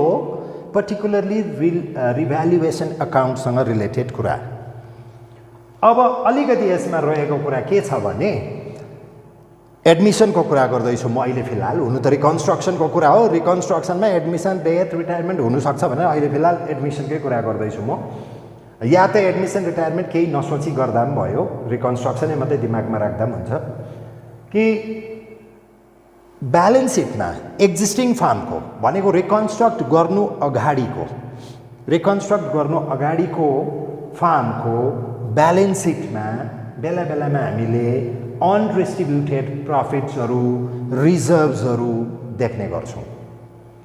अब एकछिनलाई यो एडमिसन हो भने, एडमिसन गर्दैछौँ भने ए र बी दुईजना पार्टनर थियो, ए र बीको पार्टनरसिप चल्दै थियो, सीलाई उनीहरूले हाल्नु चाहँदैछ र ए र बीको ब्यालेन्स सिट तिमीलाई दिएको छ, अनि त्यो ब्यालेन्स सिटमा तिमी रिजर्भ भनेर देख्दैछौ। त त्यो रिजर्भ कसले छुट्याएको रिजर्भ हो भन्दा ए र बीले छुट्याएको। कहाँबाट छुट्याउँछ रिजर्भ? उनीहरूको प्रफिटबाट, पास्ट प्रफिटबाट। जुन चाहिँ प्रफिट उनीहरूले नलगिकन बिजनेसमा रिजर्भ भनेर राख्यो भनेपछि अब सीलाई त्यतिकै हाल्यौँ भनेदेखि त सीले पनि भोलिदेखि त्यो रिजर्भमाथि क्लेम गर्नु थाल्छ। त्यसो हो भने त्यस्तो खालको सिचुएसन आउनु नदिनुलाई कुनै पनि अनडिस्ट्रिब्युटेड प्रफिट्सहरू, रिजर्भ्सहरू बिजनेसमा at the time of reconstruction देखा पर्यो भने त्यसलाई ओल्ड पार्टनर्सहरूको क्यापिटलमा ट्रान्सफर गरेर सकिदिइहाल्नुपर्छ। यदि उनीहरूलाई दिनुपर्ने हो भने दिनुपर्छ, उनीहरूकोबाट लिने पर्ने कुराहरू पनि हुनसक्छ, कोही बेला लिनुपर्ने छ भने लिएर सेटल गरिहाल्नुपर्छ। कुनै पार्टनरलाई एडमिट गर्नु अगाडि या रिटायर गर्नु अगाडि भनेको चाहिँ बिफोर रिकन्स्ट्रक्सन। त यहाँनिर अब हेरौँ, accounting treatment of accumulated or undistributed reserves and profit or loss। त बिजनेसमा भएको कुनै पनि accumulated or undistributed नबाँडी राखेकोहरू, जम्मा गरेर राखेको रिजर्भ, प्रफिट र लस त्यस्तो केही छ भने 1 for transfer of reserves and funds, केही रिजर्भ्सहरू केही फन्ड्सहरू बिजनेसमा राखिएको छ भने सिम्पल कुरा, यो फन्ड्सहरू रिजर्भ्सहरू भनेको लायबिलिटी हो। लायबिलिटीलाई अब उसो तिमी राख्नु चाहँदैनौ, यसलाई बाँड्दिँदैछौ। You want to distribute that amount among the old partners भनेपछि के त अन्त सिम्पल त्यो लायबिलिटीलाई हटाइदेऊ, डेबिट गर। कुनै पनि लायबिलिटी डेबिट हुनु भनेको क्यान्सल हुनु हो। So general reserve, other reserve, fund if any जस्तो छ क्वेसनमा जे छ 2 भनेर चाहिँ कसको एकाउन्टमा हालिदिन्छौ? त्यो ओल्ड पार्टनर्स क्यापिटलमा। द्याट मिन्स तिमीले नबाँडी राखेको यत्रो दिनको प्रफिटहरू, रिजर्भहरू तिमी ओल्ड पार्टनर्सको क्यापिटलमा ट्रान्सफर गरेर बाँडिदिँदैछौ, अरू कुरा केही पनि होइन। 2 for transfer of accumulated or undistributed profits। त सिमिलर 1 जस्तै नै हो, यहाँ रिजर्भ भनेर दियो, यहाँ अनडिस्ट्रिब्युटेड प्रफिट्स भनेर दिँदैछ।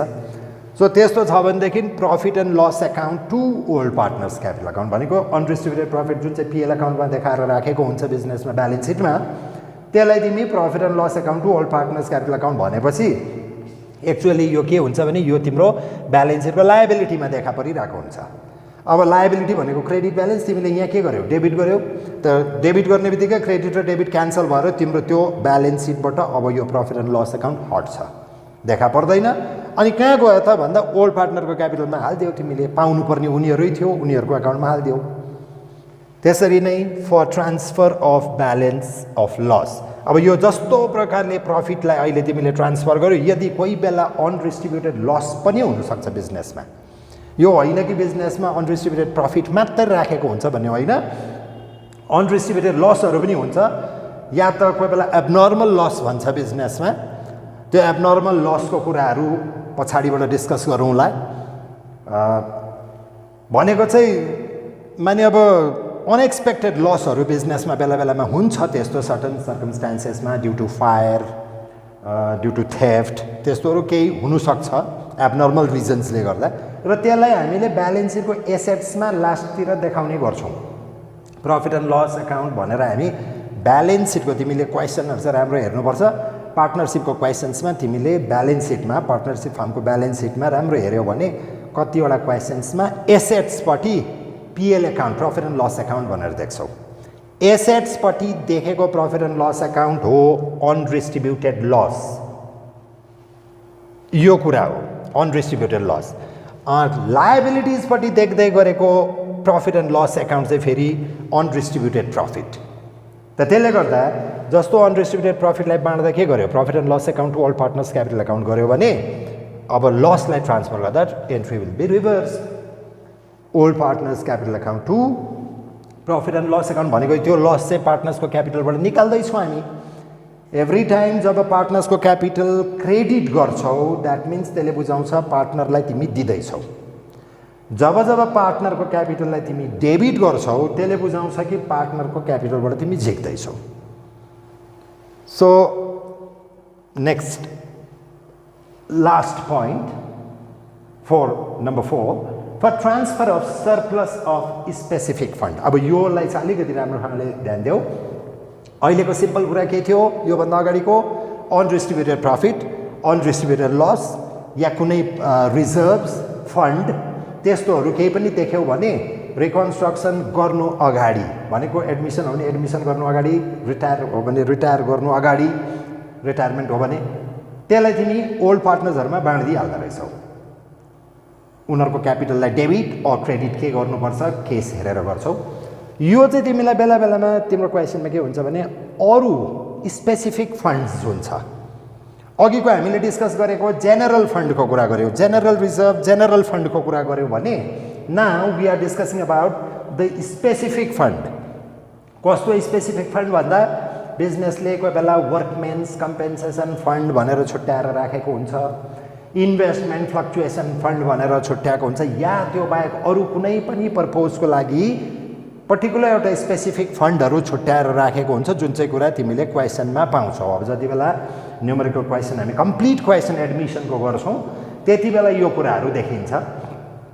त त्यस्तो स्पेसिफिक फन्ड्सहरू छ भने चाहिँ त्यसलाई पनि ओल्ड पार्टनर्सको क्यापिटलमा डिरेक्टली बाँड्नुपर्छ।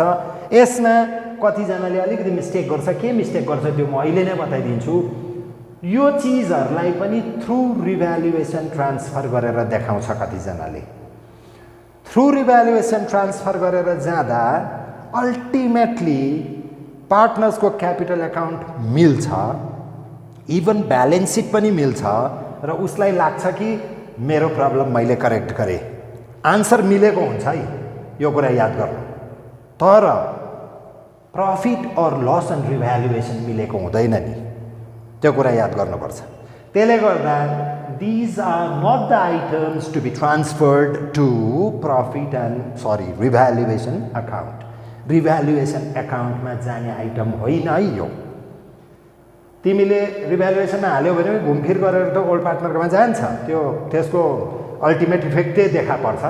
तर यसलाई त्यसरी थ्रु रिभ्यालुएसन देखाउने कुरो होइन, यसलाई डिरेक्टली ओल्ड पार्टनर्सको क्यापिटल एकाउन्टमा ट्रान्सफर गर्नुपर्छ। र त्यसले गर्दा स्पेसिफिक फन्ड्सहरूलाई राम्रो याद गर्नु क्वेसनमा कि normal general fund general reserve छ भने त्यो अघि हाम्रो फर्स्टमा बाँड्ने प्रोसेसमा गइगयो। रिभ्यालुएसनमा चाहिँ के जाँदो रहेछ यति नै याद गर। करेन्ट फिक्स्ड एसेट्स करेन्ट एसेट्समा आएको इन्क्रिज अर डिक्रिज, करेन्ट लायबिलिटिजमा आएको इन्क्रिज अर डिक्रिज, त्यो कुराहरू चाहिँ तिम्रो रिभ्यालुएसनमा जान्छ। यो स्पेसिफिक फन्ड्सहरू तिमीले ट्रान्सफर गर्दा जे छ त्यो fund, workmen's compensation fund, investment fluctuation fund or any other specific fund debited to old partners capital account.